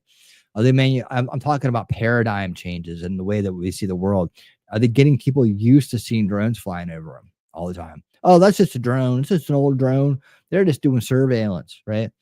So they get people used to a paradigm shift in security. Well, we have to fly drones over our country to keep the other drones away. These drones now, these new drones we have that look just like the ones that you might have seen recently, these are going to protect us from the other drones, right? But they'll also be like, looking into everything around town, helping law enforcement find criminals and people growing pot and other things like that. Will help us on manhunts. Shoot, it can help you with traffic. There are all kinds of uses for drones, robotics, and AI. They're all coming down the pipe. And an incident like this, even though it's been going on for a month now, oddly enough, right after the election was over, just manufacture some consent. People are like, oh, I don't know what's going on. I'm kind of scared, right? They all get scared. They all get worried. And then they say, you got to do something. And then the mayor and the mayor's like, I don't know what to do. I don't got any answers. It's the government's fault. And the government's like, well, they seem to be very high-tech stuff. We might need some more money for things and stuff. But I'm sure that we can counter that with enough money, right? Then you got some scenery coming out. There's the Iranians off the coast. Let's go to war with them, right? Oh, yeah, see? They're DW, man. Hot. Just smoking hot with that take, man. Yeah, look at... it's going to help us look for illegals. This is the ice drone, baby. Ice baby. Right? Our Cold War air defense system fell apart during the 90s. It was never rebuilt. Yep, we need some money for that. That's for sure. And how good are our states at handling situations like this? Who's going to blunder it? Who's going to hang on to it? And meanwhile, people are just helping them out. I mean, the grifters are out. there's predictability and everything. CIA inside job, it's like everything is right. Everything is. So you got that. They got that take going on. You got people here. Let me show you this guy. Let me show you this guy right here. You got to see this. Talk about grifting, man. So this guy comes out and just like, can I grab some clicks and views? Can I grab? Right. And this is so good. Watch this. This is how bad it gets. Best footage. Unidentified drone is spotted flying at low altitude somewhere over New Jersey. Low altitude somewhere over New Jersey. Look at this. Best footage ever. Oh my God. It's crazy. Look at that thing, man. Look at it. Holy crap.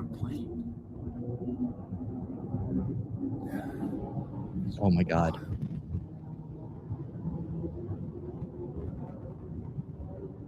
Oh my God. Look at this thing, man. When I saw this, I saw it on my iPad so I can zoom way in. I was zooming way in on it, taking screenshots of it. I was like, what in the world is this thing? What's he trying to do here? So if you want to look at this, you can go look at, there's a title, right? There you go. Go in, get in. This didn't look like any drone I've ever seen. That's why I was trying to zoom in on. I was like, what in the world is this thing? It looks like a TIE fighter or a TIE Defender. I had to go run in and get my camera. Nobody was going to believe me. Nobody. I wonder why. And then you go to his channel, right? Iceman Fox. You go over to his channel. Hey, Enya, what's up? Good to see you. Enya. Welcome to the show. You go over to his channel.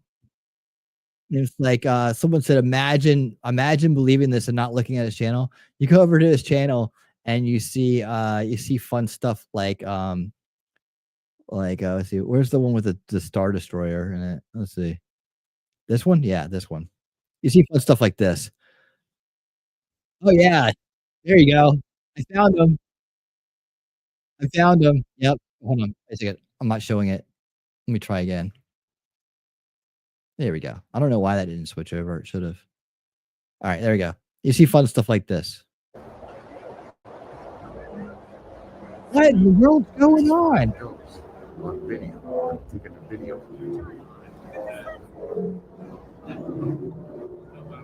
Listen to the sound effects. What is going on? Do you see that? Listen to everybody in the background. What's going on? What is that? Oh my God. Am I right? Oh my I mean, look at this. I don't know. Video recorder. I don't know. Take a closer look.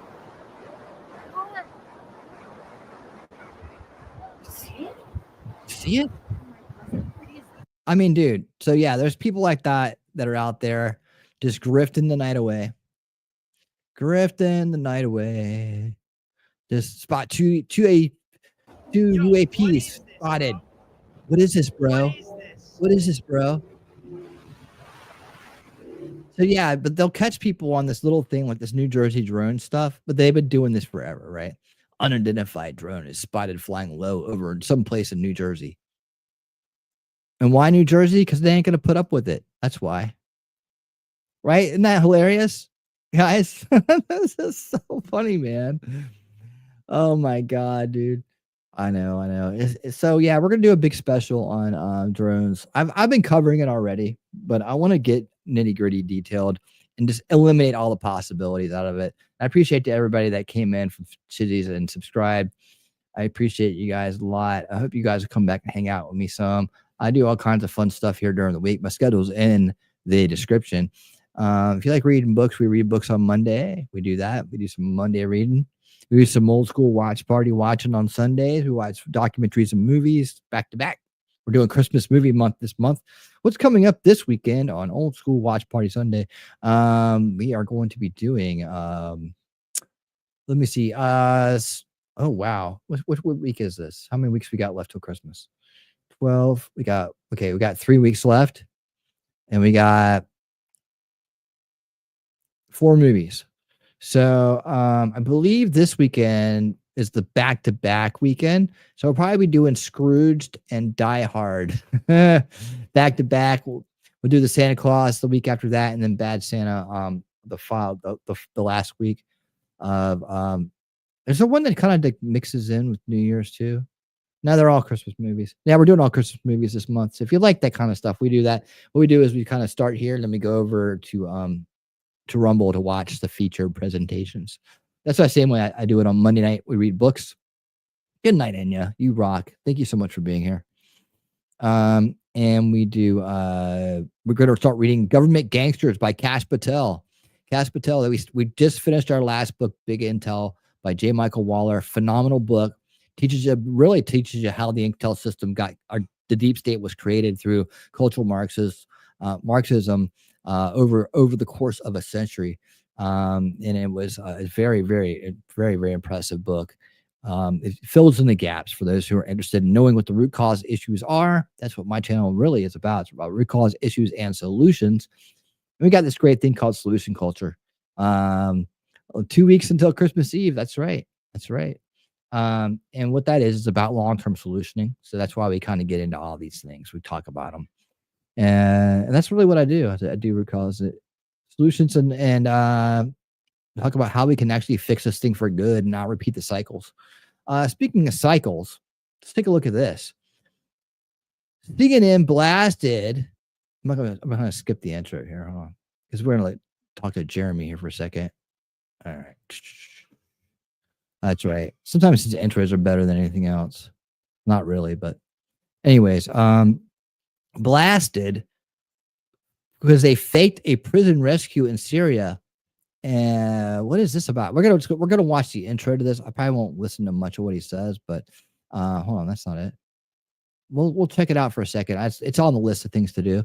And after this, we're going to check out James O'Keefe. And this video just came out about 2 weeks ago. Where did I put it? Right there. Nope. Okay, I gotta find it now. Did it eat that one? Oh, that's my drone video. Okay. Didn't eat that one.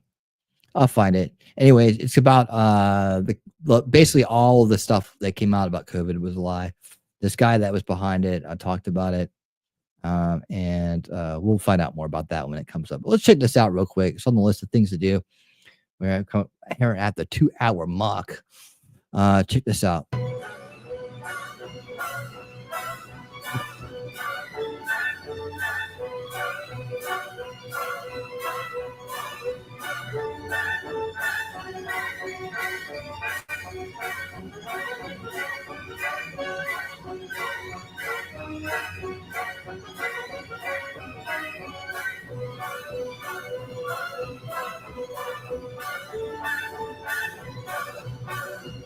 Evidently, they thought they were in real danger, but they were faking it.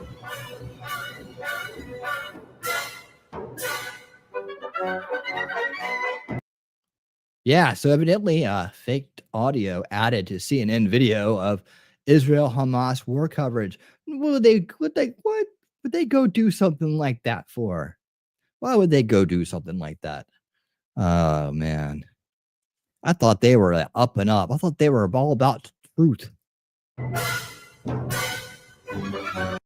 CNN issued statement blasting fabricated inaccurate viral video claiming Clarissa Ward reporting in Israel was staged. I think it was.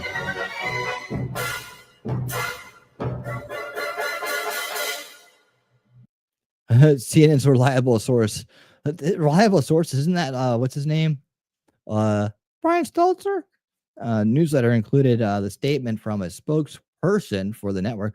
The audio in the video posted and shared on X is fabricated, inaccurate, and irresponsibly distorts the reality of the moment that was covered live on CNN, which people should watch in full for themselves on a trusted platform. Yep. We all know the news media lies. I'm not sending anybody any hot takes by talking about that. The many times we've been lied to. The dossier, the Gotcha. All right. CNN After 3 months in a windowless cell, Here we you go. can finally see the Oh, sky. she's rescuing him. Oh, look at that. My God, the light. he said. Why is this woman This is bad acting. It really is. helping him? This is totally fake. But anyway, it gets more hilarious. Oh God. Oh my there's God. light. My God, there is light.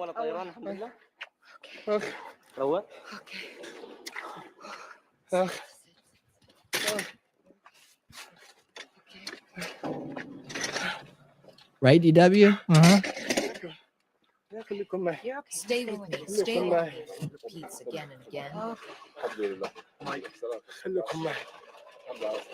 Oh, yes. She has her bottle of water. I mean, Says you can't have any. Don't put your lips on it. Right? They're the most disingenuous people on the planet. So it's fake. Stage. CNN is fake. I mean, this is so wild. Syrian former detainee notes inconsistencies. Winning Communal speed. cells were not used for individual prisoners. The cell appears unusually clean. The prisoner's energy level seems inconsistent for someone who has not drank water for 5 days. 3 months. Right. This is so wild. Just completely fake. It's like, let me hold your hand. Stay with me. Stay with me. He repeats again and again. Stay with me. He looks pretty good for not having Yeah, food he or water looks for nice 5 and days. shaved. I didn't hear anything about my children. Don't cry. The fighter hands him something to eat. He barely lifted it to his mouth. He seems fine. What is he? He can barely lift it to his mouth. And he goes, wrong, wrong, wrong. He's shaking, and then doubles it in. What's she talking about? But his body can't handle it. His body can't handle it. His captors fled during the fall of Damascus, leaving him with no food or water. That was at least 4 days ago. Points. The whole thing is fake. It's Remember so this? fake. Yeah, Clarissa Ward. Tell me something. Is she a TV actress or TV? Is this Clarissa Ward again? Is this Clarissa Ward again? It is. Found She's him a on a fake. bench, paid him a bottle of. Oh my God. Right I have to find this other clip. Hold on. I have to find this other clip. CNN prisoner. Oh, I wonder why it's already in the search about. Bowie Here. song is echoing in my head. Fake is Fame. fake. I used to play Clarissa that. Ward and her CNN team I find a used to prisoner play still that in song. Assad's Air Force Intel HQ Damascus. This is what they want you to believe. 5 days after the compound was freed, CNN walks in. Everything is long cleaned out. All the Yep. doors are open except one. one. There's a dude under a blanket. This guy does not talk nor signal anything for 5 full days. Even when people walk by, they shoot off the door lock, but they turn off the camera for that. He still doesn't stand up. They walk in, turn on the light, and talk in English, but he still does not stand up. When the camera and everybody is ready, he stands up and instantly understands that they rescued him. CNN saves the day. Once again, this is so fake and embarrassing. Oh my God. Might just be a blanket, but it's the only cell that's locked. Is he gonna shoot it? The guard makes us turn the camera off while he shoots the lock off the cell door. Why? You turn this camera off. Why shoot this lock off? Damn it! You better turn it off. I don't want anybody to see. If I miss, I don't want it to end up on YouTube. Why would you need to turn the camera off? Why? Because in case he misses, he don't want to get memed. She's first in there. It'll make fun of me everywhere. Oh, it moved. Is there someone there? This is so pathetic. This is bad, dude. Someone there? Or is it just a blanket? I don't know. Once you get in, get in there with it and see if there's anybody in there, lift it up. Why would the guard just go up and kick him? Yeah, kick him. This is so outrageous. Hello, hello, it's me. Hey, look. No, it's all He looks good. pretty good. Yeah. Look at me. I'm good. He has a nice winter coat on. Yeah, Looks it's like he's not pretty dirty taken at care of. all. They freed him to show the light outside, but his stomach can't handle the food. What luck CNN has to find just one last prisoner 5 days after the compound was freed. Oh CNN's my Clarissa has God. consistently luck in such situations. Kind of Right? weird. Kind of weird. Armed factions have taken control of the Air Force intelligence headquarters in Sweden, apparently, whatever that is. Sweetia. Hello? What? I was looking at my bank statement as a phone number for Con Notes Pod. I just was wondering what that was. I don't know if it's a random phone number or what. What is the amount? Let me look. 1 second. Is it a tailgates for Trump cookbook? Who's that, sorry? Is it a tailgates for Trump cookbook? What's he doing? Oh, thank you. Yeah, no, no worries, dude. This is Jeremy. Oh my God, you're Jeremy. No way, man. Yeah, I do all my cousin. I'm just a one-man operation. Yeah, it's your Trump cookbook. Thank you, man. You're so amazing. I love all your shit, bro. Oh, I love you, dude. I was just like so confused, like what that was. Thank you, though, man. This is so Yeah, fake. have a good one, dude. Merry Christmas. This is That's it. fake support call. You faked a support call. Busted. Armed factions have taken control of the Air Force. I want to address why Syrians are so upset about me calling out CNN. There are people that actually suffered and should get the spotlight. Right. But CNN creates stupid clickbait reports to squeeze tears out of viewers. The fact that they mock actual suffering people in Syria. Remember this? Now show it It's again. the same chick we roasted for this. The same. Do you guys it's the remember this? same I don't liar. remember this. 100% same clown fraud. How do you guys feel that the same woman here promoting Syrian freedom is on the ground, started the 40 and stated that there were 40 beheaded kids video? Like, come on, guys. Oh, really? Here you have her.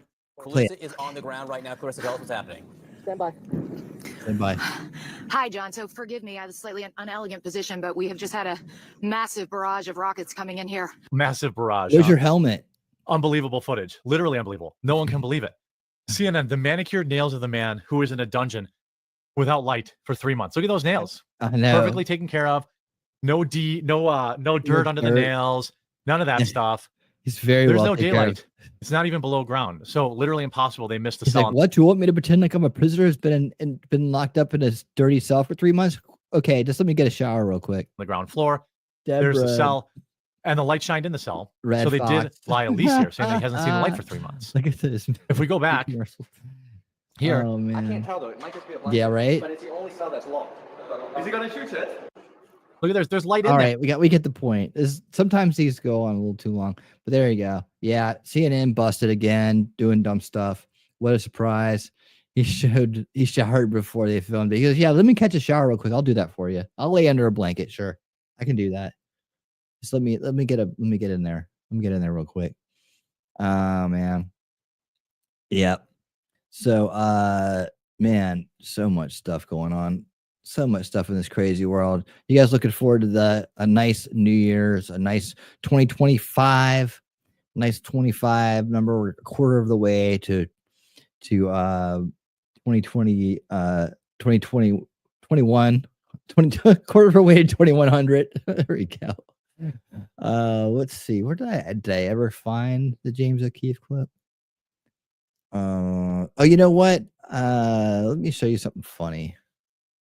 Let's see. This is great. Let's take a little comedy break here for a minute because I won't be doing Winning Saturday. I usually do a Saturday night show called Winning Saturday Night where I do like good news of the week, funny videos, and I've been doing this segment called Cool Things where we just go over some cool tech and stuff.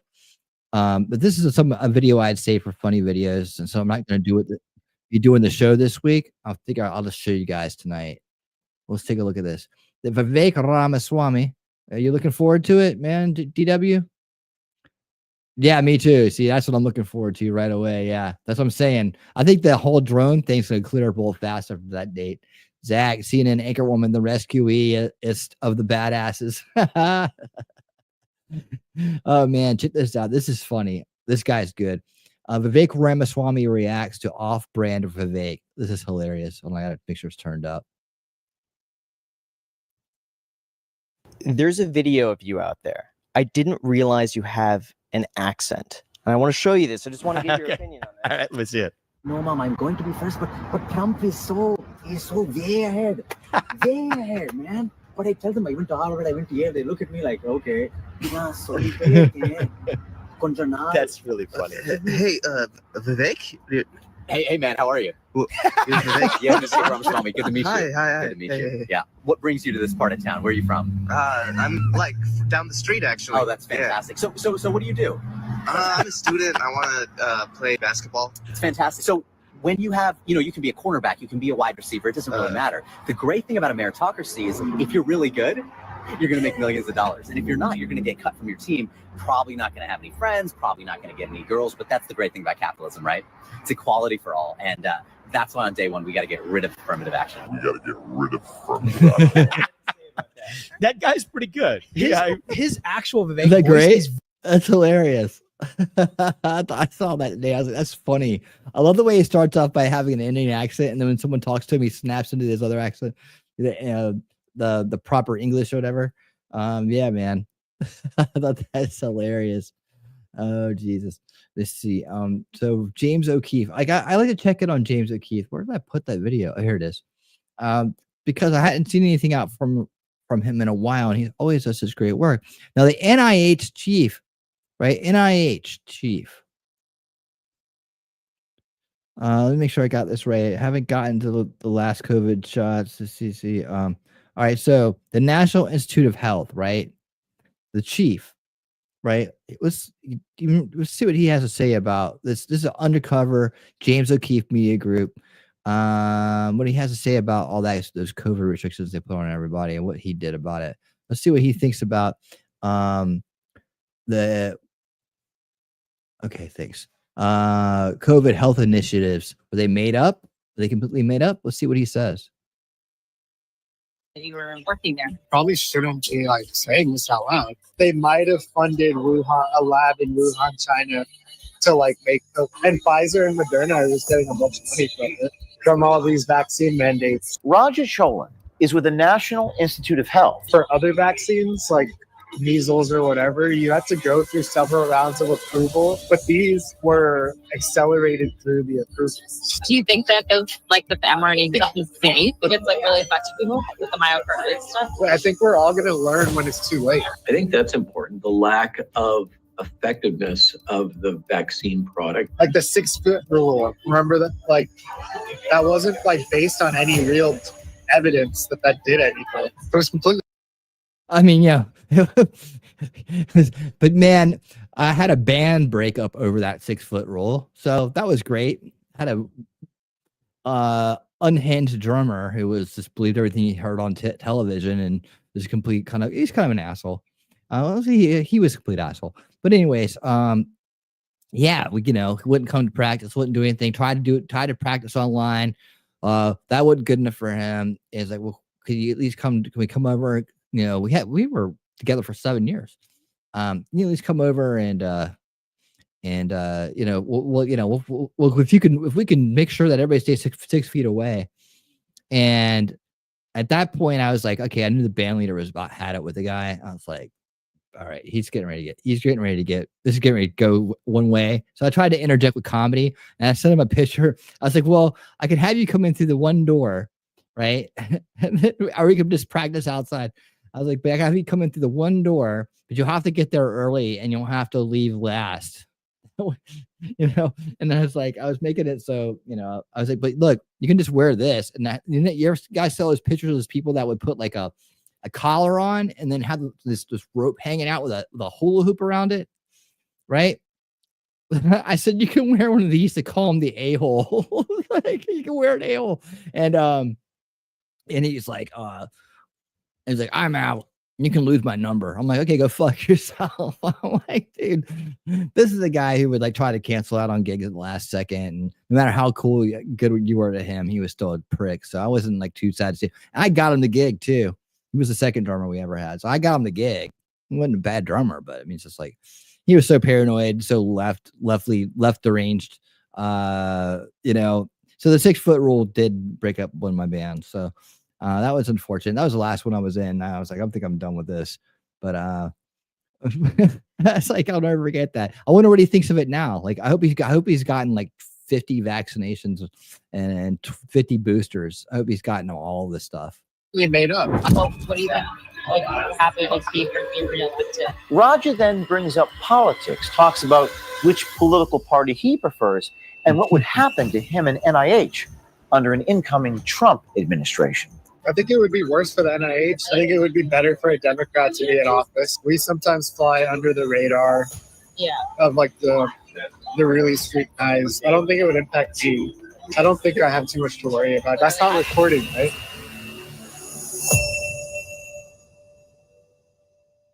Roger Cholin is with the National Institute of Health, or NIH, and has only been on the job for 2 months. All the other branch chiefs are like 55. Wow. And I don't know shit. I know about the like subject matter, but I don't know about any of the government, like how budgets work or how the hierarchy works. In his role, Cholin oversees 40 people and heads up the Health Data Standards Branch for a division of NIH called the National Library of Medicine. So the U.S. National Library of Medicine, you can think of it as the nation's health library. All the major peer-reviewed journals are there, and they have electronic databases, electronic cataloging. They manage the PubMed application that makes all this information available to the general public. They manage clinicaltrials.gov, which is the application that summarizes clinical trial results. And it appears that what Mr. Cholon's division, this health data standards, is responsible for is analysis of visual data. This is X-ray and MRI data, analyze and develop new capabilities that will make these kinds of information and data more generally available for searching. While he admits he may know nothing about the bureaucracy, he says he knows a lot about public health. What do you think about the NIH now that you were working there? Basically, lots of conspiracies about my cousin is like, about Fauci? Yeah. I'll tell you anything. So if I'm you not, probably shouldn't be like saying this out loud. I haven't gotten the latest COVID shots, and I'm not going to. There's mixed evidence about if it really does anything. Cholin then goes on to tell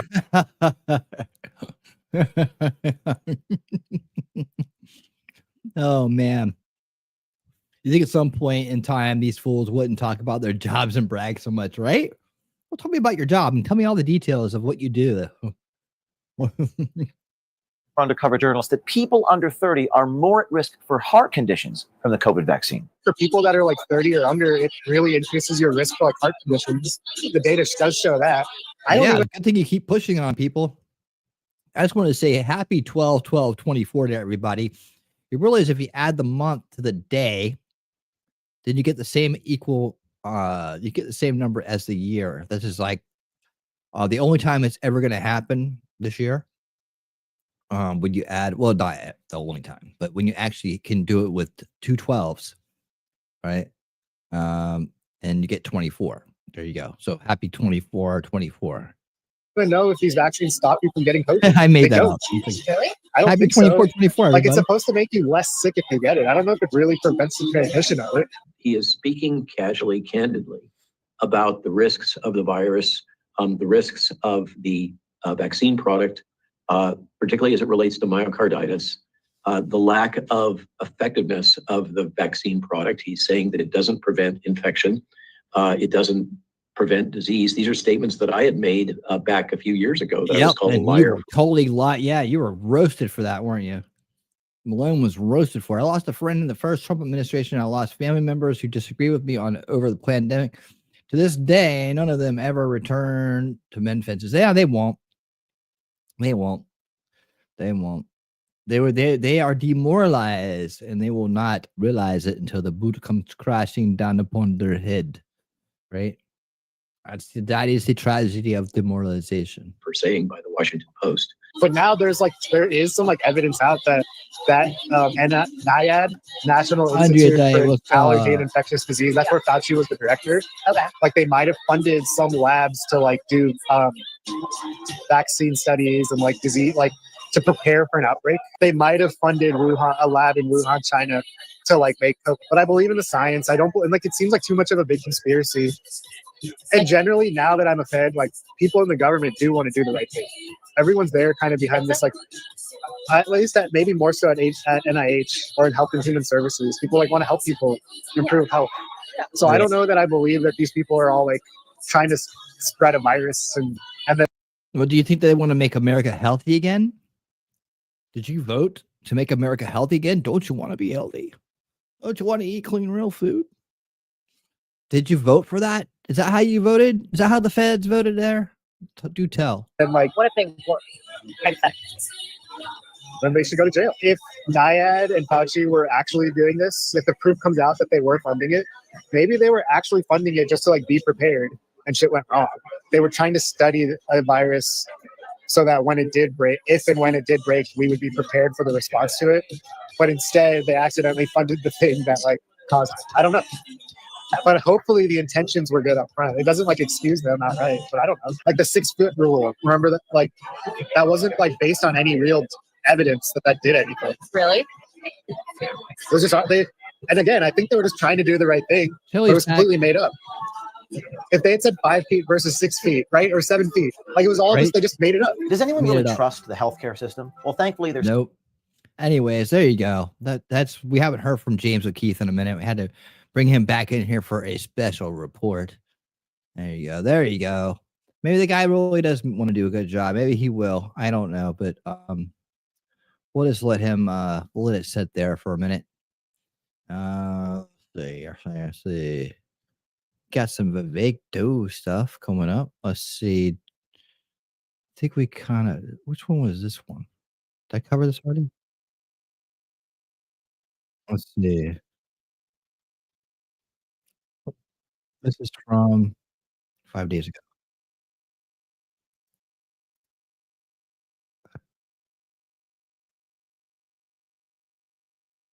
Okay. Yeah, I think we pretty much covered that already. So I'm sorry, I'm just cutting through here.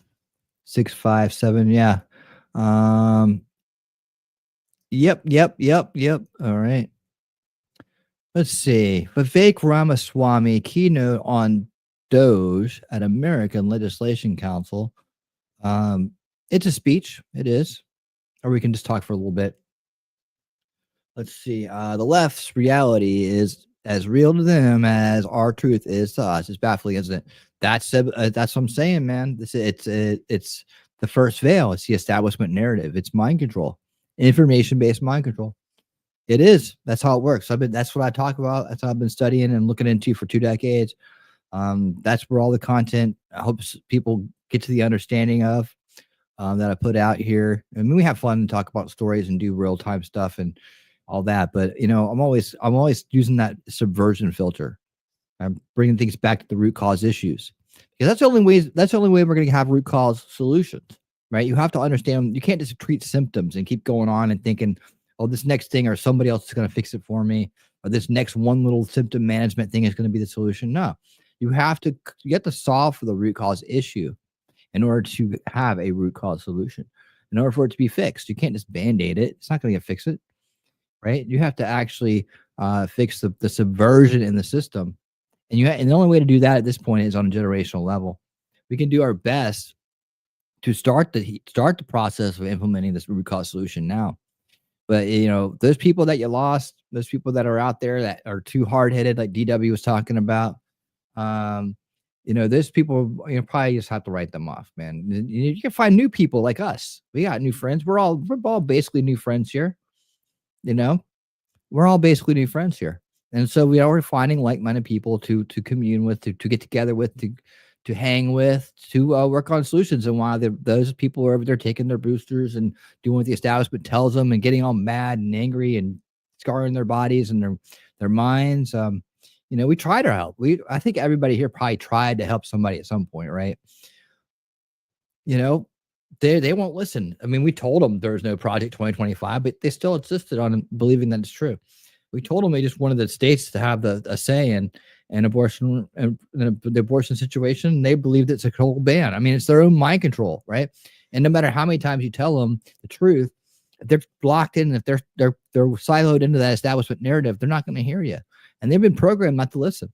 What can you do? They've been demoralized, beyond a shadow of a doubt. Let me see. I haven't pulled this out in a while. We got some new folks in here. Probably a lot of folks haven't seen this before. Where did I put that thing? It's right over here. Oh, there it is. The Veils of Perception board. This is what my show Unveiling Reality. This is what the whole channel really is. This is a conglomeration of my work over the past 2 decades. It's all led to this understanding, and we'll go a little granular on it. The way that I explain it is that we all start off innocent, love, and light. We were born into this world. But the narrative we're born into, we start to understand it as we get older. We come down, we become more literate. Our family, our television, our entertainment, our schools, our education, all in this area, what is now the modern days of perception, veils of perception. The first veil, right? This first veil right now has been controlled by corrupt establishment for, going on a century, and it's been influenced by toxic ideas, negative ideas like Marxism and cultural Marxism and so on, meant to subvert, divide, divide people by race, sex, gender, religion, divide the families, break families up. These people have been they've lusted for control. They've taken control of our system, control of us in every way. So we're born into the system. We think that this first veil is the way the world is, that is the true nature of reality. But really, it's a skewed reality from where we're supposed to be as a constitutional republic. But as we scroll out, some of us are lucky enough to escape this veil and look back and be like, you know what? That's all a bunch of bullshit. We start to see the problems with it, the corruption inside of it. We enter this world called the second veil. And the second veil is the alternative narrative. And a lot of people think this is the end of the road here, that once you get out of this place has all the answers. But we've come to find out over the course of time and over the course of decades that that's not entirely true. While you do have a lot more knowledge than these people down here, and you do share some knowledge, and you do generally tend to live in more truth, there's a lot of grifters and a lot of assets out here that are from the establishment that try to mislead you, lead you down rabbit holes, discredit you, fill your head full of nonsense as well. Because once you've left the establishment narrative, you're not going to go back. The only thing they can really do is discredit you, silence you, and cancel you. And the easy way to do that is to make you seem like a nut job. And so they can bring a lot of negative and very untrue things and kind of fill your head with stuff here. So you have to be careful as you're journeying through here. But if you learn that this is only a veil, right, then you might understand that there's more to this world than meets the eye. In fact, there's lots of veils out there that you need to kind of travel through in this world to understand what's really going on. But how far you go is up to you. But what we concern ourselves about with really is this first veil, right? This first and second veil, alternative narratives, and then what really generates these two veils. Like what we want to do here is actually pull these veils down. We want to pull these veils down, and I promote this idea called solution culture that would do that. These are the root cause solutions that would fix this generational warfare that we're in, right? But to understand that we're in that generational warfare, you kind of understand that this world is full of a lot of truths and untruths, right? And the establishment narrative is the one that everybody that you have lost along the way, they're kind of built into, right? They kind of believe all this wokeism stuff. They believe all this stuff is like just the evolution of society. They believe in this false left-right paradigm. They listen to the government. They believe the Hollywood and the establishment media and social media is king to them and all this stuff. They don't see the harm in this stuff. They think everything is just like, oh yeah, we're just evolving as a person. This weirdo woke stuff is actually really good for us. They don't understand that it's really cultural Marxism dressed up as critical theory, and that it's actually controlling their minds. And this is where we get into all these ideas. What you're looking at here is if it is black with green, that means I've covered it on the show. So these are all the topics that I've covered over the time since I've had the channel. But once you get out of there, you see their idea is that if you can subvert the young, you can change the culture, in which they do. And if you watch over the course of your lifetime, you can see those changes actually happening. The second veil, if the people like us that actually escape it, and for some reason or another, this shit doesn't take to us, right? We kind of escape it. We wither to the truth and be right. So we're trying to find that truth. But then we get over here and we find out there's a bunch of rabbit holes. A lot of things don't always make sense. But you'll find that a lot of these conspiracy grifts, different kinds of conspiracies that maybe they lead you to believing aliens are coming to save you, or that, or that there's some shadowy group that's hidden when they're actually right in front of your face, right? When they're actually right in front of your face, they're not really hidden at all. They're right there. These are the people that with the agenda that are, these are the people that run the things, the mega donors. They're all right there. But they're over here in the cycle of control, right? And how do they control us? Through the cycle of abuse. Abuse the young, break the future. So what do we see? Now, if you understand this, you look back this way, right? You can see that all of these organizations, these institutions, all these vehicles for abuse, right, were all funded and manufactured and created by these people over here, the global ownership class, right? The people who want to control your future, who want you to own nothing and be happy about it, that want to send you to war to die, right? That want to shoot you up, pop you full of pills, right? That want to control how you think. We were talking about this tonight. We're supposed to believe in this world that we live in, right? That I got this in there twice. And this is being normalized, right, through their own culture. That these people are the smart ones and they're the ones that are in charge, and we're going to do what they say, right? Full spectrum dominance, cradle to grave. But that we live in the United States where a bunch of people would say, "Don't tell me what to do with my body, but you could tell me what to do with my mind." You know, I mean, what happened to like, don't tell me what to do with my mind. Don't tell me what to think. Well, that's the, you know, that's the joke, right? So every day you'll find things where people are trying to control your mind and they're trying to set the narrative, right? And I used to explain this a lot better when I used to do this all the time. But these cycles of abuse powers a cycle of control, and this is the maintenance of power veils right here. So when you realize there's no real solutions here, you can sit here and yell about these things all day long, whether you believe they're real or not. You're going to find out that most of them don't hold water. And then you end up finding that a lot of them are just grifts or people that have been repeating the same thing forever and never investigating it. And you get kind of tired of that after a while. After 2 decades of waiting for someone to shine the light on some of these things, they never do.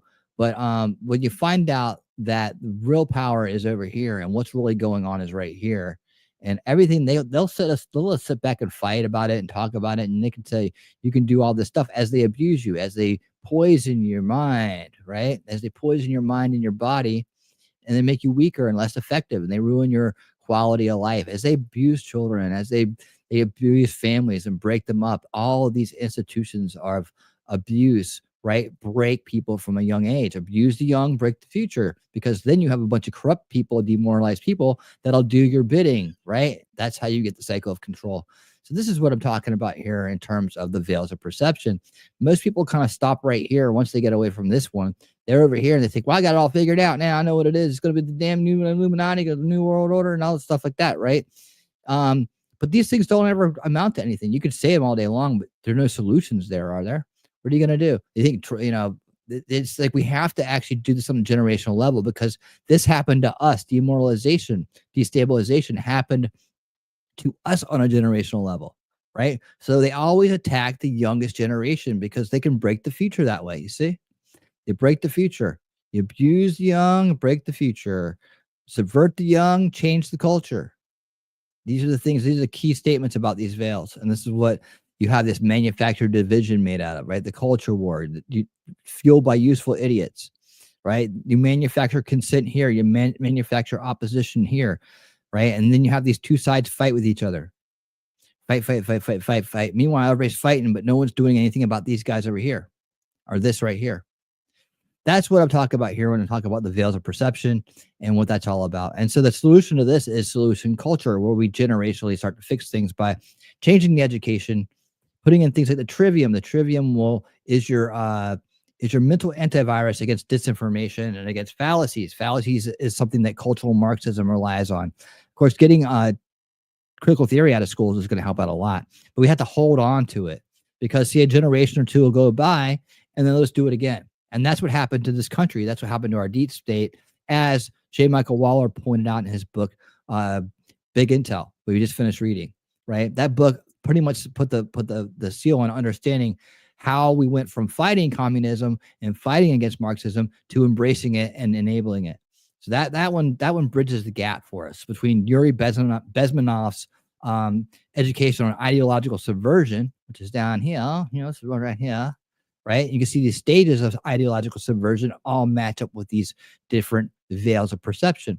So what we try to do with solution culture is pull these veils down on a generational level. And it's up to people like us who are awake, aware, and resisting to actually come through with these healthy root cause solutions that will enable future generations to move away from and resist this cycle of control and reduce and destroy the cycle of abuse. And when you do that, you're going to find a lot of the deceptions in both of these veils are going to go away. The truth will shine through. Disinformation will be minimized. Transparency will be maximized.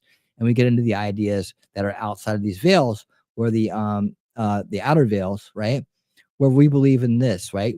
We believe in good, light, creation, things like that. Free will. This leads to ideas of free will, ideas of self-ownership, immersion, life equals rights, humanity, the things that people like us stand for. The people like them stand for, the bad guys, the global ownership class, the elitist, right, in our world. They're more dark. They're dark and destructive. They like to destroy things and benefit from the destruction of the harm to other people, the misfortunes of other people. They want to be totalitarians. They believe they're superior to these people that are beneath them. They want to be authoritarians. They believe people are property. They're here to serve them, and they have an enslavement mindset. So you see the energy of evil creates these ideas, right? And these ideas then have formed this reality that we're living in. So we're fighting for reality. We're fighting to win reality from these people. And this is just a brief overview of what I do. But what I've learned over the last 2 decades of deep diving into this mind control system and how it works, right? And you have to understand how the human brain OS works too. And when you get down to that level, you'll see that a lot of these stages right here you've run into with the people that are under the establishment narrative mind control, right? You try to talk to them about stuff, they deny it. They only have their talking points. When they run out of their confirmation bias points, they get angry because they're experiencing cognitive dissonance. They either want to fight you or fly from you, but they don't want to have anything to do with you because you're challenging their belief system. The belief system is a very hard thing to deal with, especially when it's false. And you're going to find that it's very difficult to deal with people when you kind of come at them with truth because they think the truth is something different. It's about planting seeds using this model right here, which is making them aware of things, planting seeds of research. Don't know your expectations about convincing them in anything, and try to encourage them to take the walk, take the path, take the journey that you've been on, so they can get to the point of consideration and decision to leave this abusive system. That's pretty much the way that we got here, and that's pretty much the way you're going to get them there. And then once you've gotten to that point, you can start to get to the solution, implementation, and resolution mindset, which is what we have here. So real fast, brief overview of this stuff, but I figure for some of you guys, you might like it and might understand me a little bit better on what I do and where I'm coming from, because I set out a long time ago to try to free my friends and my family from this mind virus. And I came to realize that Yuri's right. Once demoralization sets in for most people, it's almost irreversible.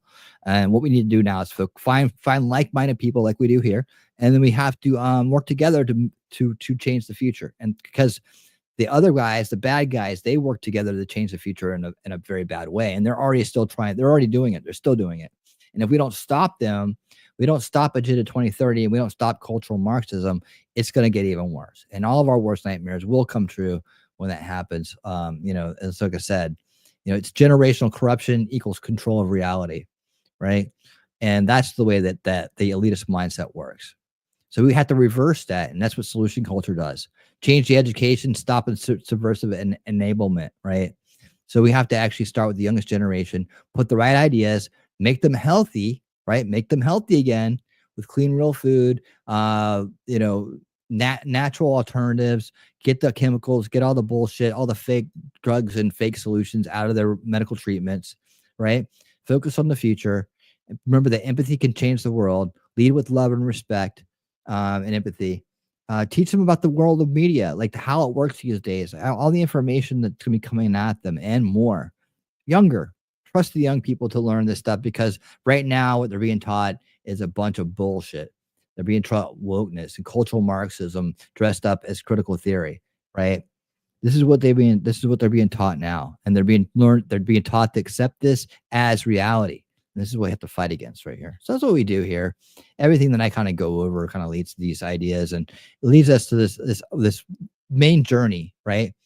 To revamp our world the right way, the permanent way, through the ideas of goodness, the energy of goodness, and the ideas of free will, self-ownership, and humanity. So there you go. Unrig the game, baby. Right there. And when you unrig the game, you got the period of enlightenment, and the sky is the limit, and the universe is ours to explore and enjoy together in peace and harmony. And I'm very idealistic, so there you go. I haven't done that in a while. I haven't run down the veils of perception in a while. Hope for all you new people, you enjoyed that and gave you a little bit of insight into what my background is and how I know about all this stuff and why I choose what I choose and all that fun stuff. Let me talk to you guys for a minute, because I just got out of my presentation mode. Let's see where we're at. It's Marxist ideology, all a road to hell. Yes, led by the mind washing Luciferian. Yeah, you can put any kind of word on it you want to.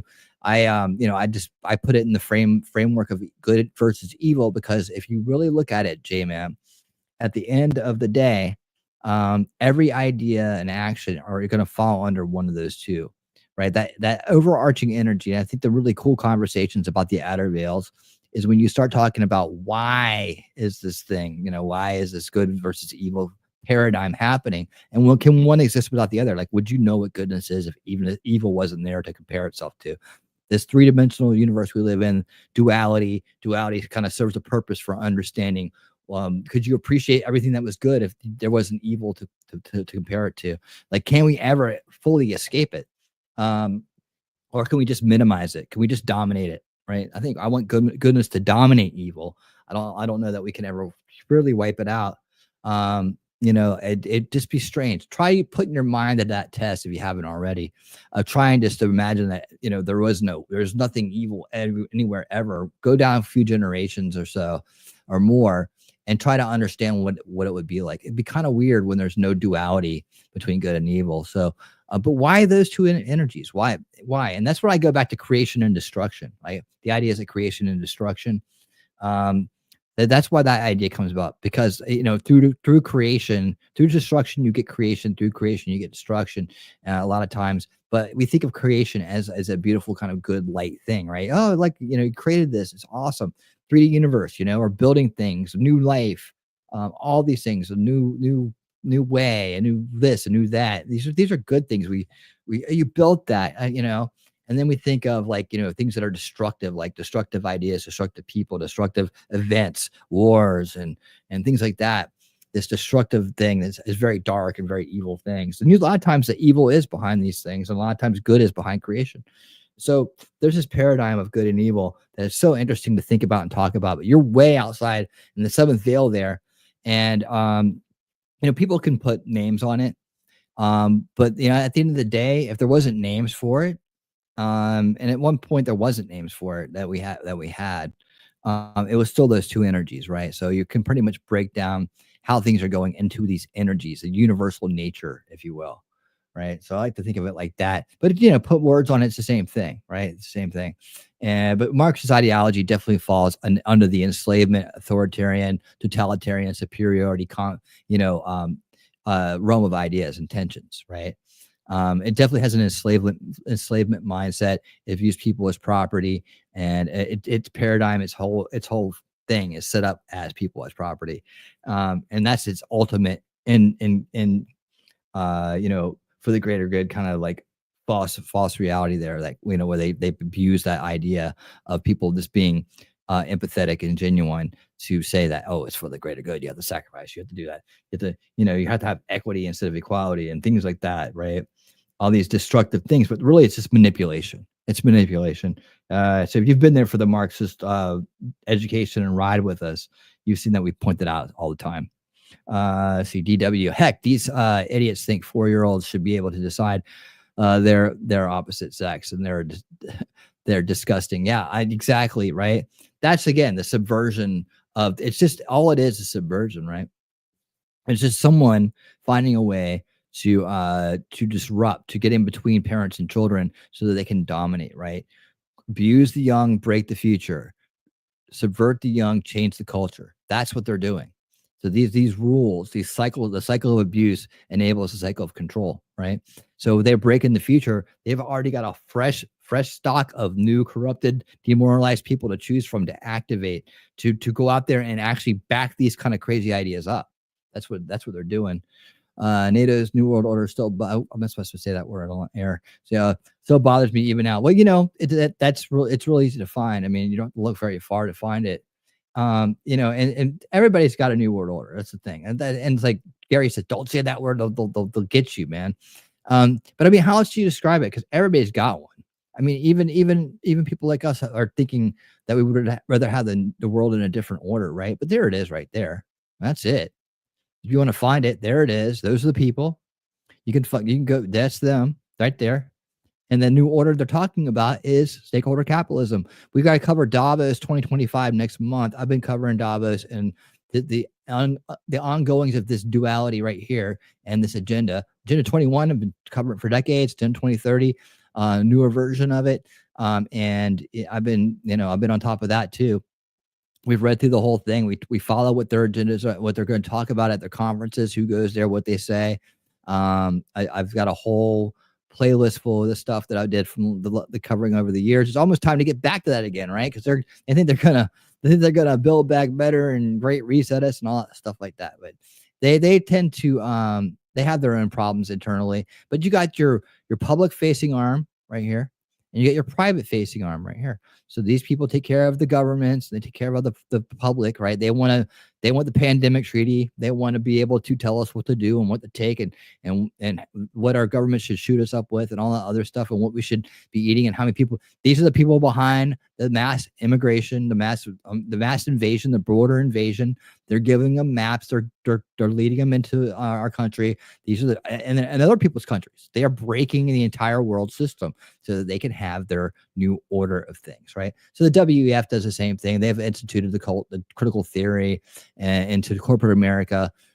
They're breaking that system as well. Our private sector system. That's why you see the massive memberships of like Google and Microsoft and all these big tech companies and all these other big BlackRock and I mean you name them. If you just go to the WEF website, World Economic Forum website, you can find all the partners. They're very open about what they're doing. They're very open about it. I'm just saying you don't have to go find some weird lizard people sitting on the top of a pyramid, right? Because this is really just a Hollywood cult now. It used to be something else back in the day, but it's just a bunch of weirdos in Hollywood that like to do weird things because they're on drugs. That's all it is. And then this is an economic order. Don't expect to see an army with this on their shoulder. It's not going to happen. That's not the way it works. That's why these narratives are over here, because some people have taken this so far that people can't find actually out what it truly is. And what it truly is this. That's what it is. And all these people are part of it. And if you scroll back, you'll see that it's these people, the global ownership class, and it's a cycle of control because generationally speaking, they continue to control us over generations and generations of their own people. That the children learn from the father, they inherit the wealth, right? They fund these things. They gain money from these things. They gain power from these things. And they put this money and power and all that into things like this that break us, that hurt us, that corrupt our generations to come, right? These are things that all of these things will break a human being and destroy their life, right? All kinds of things and all kinds of institutions that enable it, right? We've had the people, the survivors from Elon on this channel, troubled teen industry, very serious business. In fact, Biden just pardoned a judge that was sending kids to places like this. So, that was getting kickbacks for doing it. Biden just pardoned him. I'll talk about it soon. Where's it at? Somebody. Oh, wait. I think Shelly had sent it to me. What's the guy's name? I'll throw his name out there. Joe Biden has commuted the sentence of kids for cash judge. Former Lausanne County Judge Michael T. Conahan was involved in a scheme to send children to a for-profit jail in exchange for kickbacks. That's what this is. Troubled teen industry. Those troubled teen schools like Elon School, who's now shut down thanks to Mark Babbitt's, and other survivors of Elon School, who are friends of the channel and have been on here before. They made a lot of money abusing children, and they made it even worse for them. Kids that were on their last leg before jail, they abused the hell out of them. Then they put them to work and they made money off of them. So yeah, that's the cycle of abuse, right? These people right here, and this stakeholder capitalism, this technocracy, which you can hear people like Vivek Ramaswamy and others referring to, right? This stuff right here, that's coming. That's going to be like a lockdown technical version of authoritarianism, like we want to believe. And they want it on a global scale, and they want to use the illusion of sovereignty, the illusion of government control, like people like democracy, the illusion of democracy where people are in charge, right? That's what it's supposed to mean. They want to use that illusion to implement their agenda, and they're doing it through parallel construction. And one day they just snap their fingers and everything falls into their laps, right? That's the way they want it. So there's your NWO right there. There's your top of the pyramid. All you have to do is look at this and keep an eye on these people. And this is why we need to stop this. This is our prime target. If we stop this, we stop that, right? Then we can start reforming the world. We can get it back to the constitutional republic it's supposed to be. That's solution culture. That's what we do here. Solution culture mindset. right? And we got a lot of work to do. We need people like you. We need people that are awake, aware, and resisting, part of the anti-establishment, because this is the establishment right now, right here. That's the establishment. These people, right? And our politicians work for these people in one form or another. Or they are these people, right? They're working to implement this. They're like, oh, Paris Accord, sure, UN, whatever you want. Yeah, okay. I'm Joe Biden. I'll take a knee. Just give me some money, right? He thinks he's going to die soon anyways. He's just looking to hand the money down to his family, hand it down to the Biden legacy. Oh, so let me get back to you guys. There you go. I'm going to give you long-winded answers on all of this stuff because I've been going through it for a long time. Bread and circuses, keep them fat and entertained. That's right. Keep them distracted. The Romans figured it out way back then. It's human nature. Yeah, I mean, think about it. People that are just checked out that aren't thinking like this, right? When you get around some people that are thinking like this, it's kind of exciting, right? WHO global plans bother me with the one ruler ideas. Oh yeah, Roscoe, definitely. Yeah, no doubt. The global pandemic treaty. Luckily, they didn't get that all the way through. Not that all we have to do. The thing about it is all we have to do is say no. As America, as the United States of America, all we have to do is say, nope, we're out. See, they don't really have that much power over us. It's when we let go of our power, when our Constitution, and when they're able to implement force, right? And that force is going to come through resource control. Right? When you can't get food, when you can't get housing, when your access gets cut off of things, when you can't travel, right? When they have control of that, full spectrum dominance, planetary resource control, that's what they're shooting for. So when they can just shut your money off like that with a digital central bank currency, right? On a phone, when you don't have real currency, right? You don't have national currency. When they can cut off your supply chain, when they can say, well, if you don't do what we say, you're not going to be able to eat, right? When you're not going to be able to feed your kids, right? We'll take your kids away from you. That kind of shit. That's the way they're going to do it. It's not going to be a gun to the head as so much as a literal, a figurative gun to your head, right? It'd be coercion. It'll be manufactured consent, right? Because if they force you to do it, it collapses. It inevitably always collapses. The most authoritarian places inevitably collapse. Like look at China right now. Their youngest generation is like, let it rot, let it burn. They completely checked out. They've underpopulated their own country, and they're so racist and xenophobic there. They're not going to import anybody new. So like literally they don't have the people or the interest in keeping their little authoritarian utopia going. So right now they're having a big problem over there, and you're not hearing about it so much. But I had this awesome I can't believe I haven't even covered this yet. But I have these two awesome dudes. They're pretty good actually. They're pretty cool. It used to be called ADV China, and now they're called the China Show, right? And just to give you kind of where we at, 10 minutes, all right. I owe this.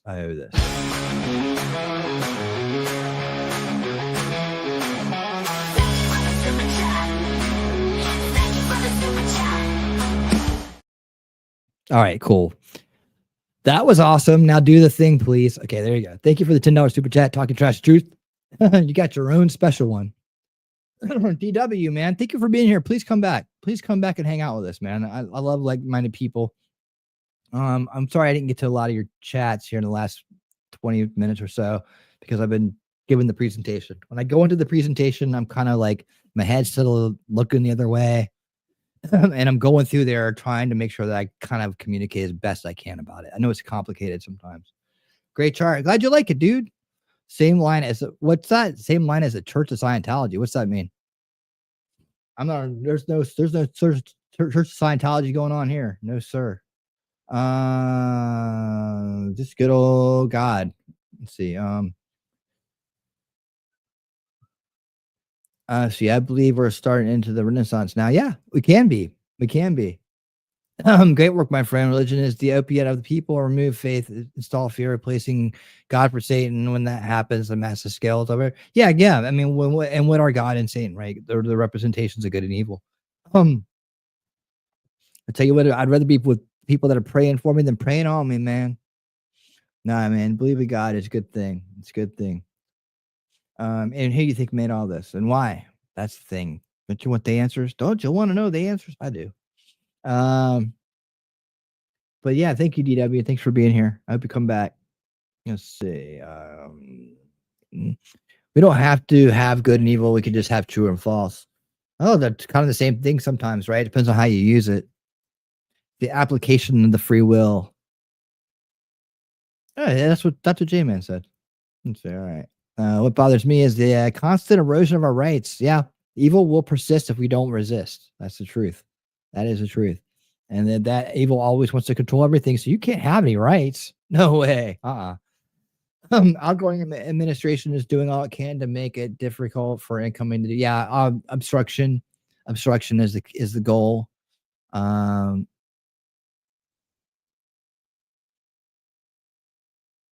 Jesus, that's not the one I wanted at all.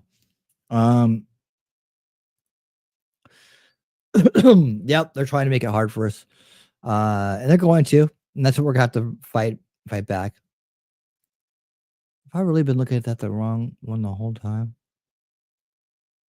I'll have to find the Let It Rot video. I really need to do that at some point. I'm gonna wait for it to kind of go a little bit further, but I really want to do a report on China and what's going on over there, geopolitical kind of report, probably in the middle of the next year sometime. Okay, let's go back to the chats, and I gotta get out of here. All right. Where are we? Okay, Noah Harari. He admitted if Trump got in, it's pretty much the end of the WF. How true? To be seen. Yeah, I think he means that, it's gonna be impossible for them to get their agenda through. I hope so. Well, the one thing that's gonna help out a lot is getting rid of critical theory and just move that out.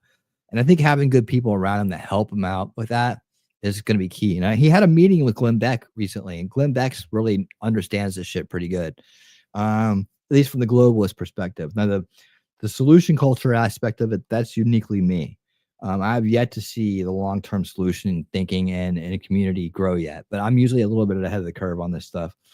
So I'm just building it now so I can bring it up later. But the rest of the stuff, he's pretty much on. And Vivek has also got a good line on this. So that's really cool. Roscoe Treat, thank you so much for that. All right. Yep. 100%. He's on it. I hope so. We got to hope so. That's why we have to put the pressure on. I want to hear the words. I need to hear the words come out of his mouth. We're not going to have Agenda 2030. It's not going to happen. We're going to get the WEF out of our country. We're going to stop big mega donors from controlling everything and everybody.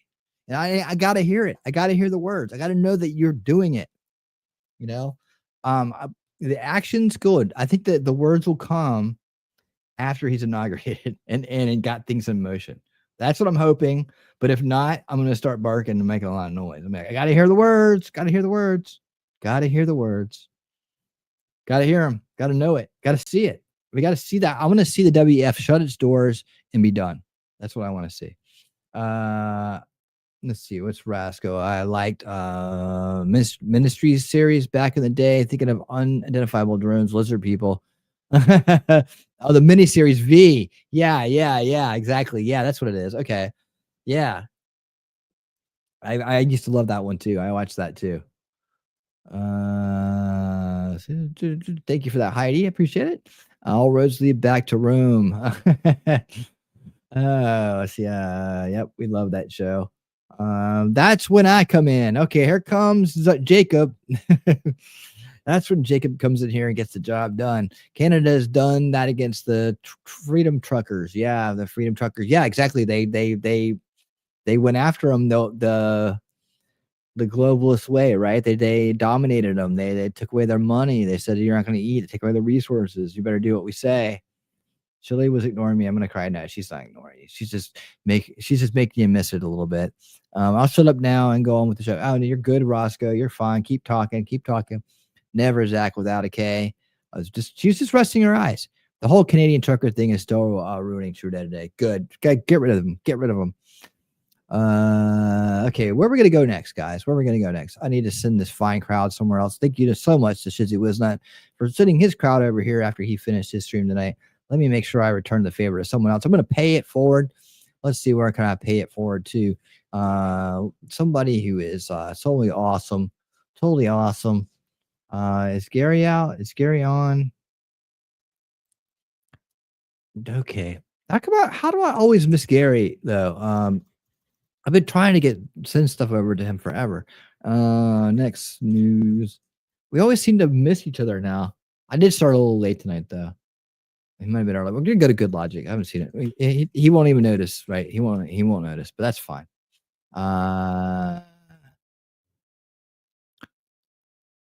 Yeah, he's going to talk about the CNN thing too. But yeah, we're gonna go to Good Old Logic. Let me finish these chats up here real quick, and we're gonna get out the door.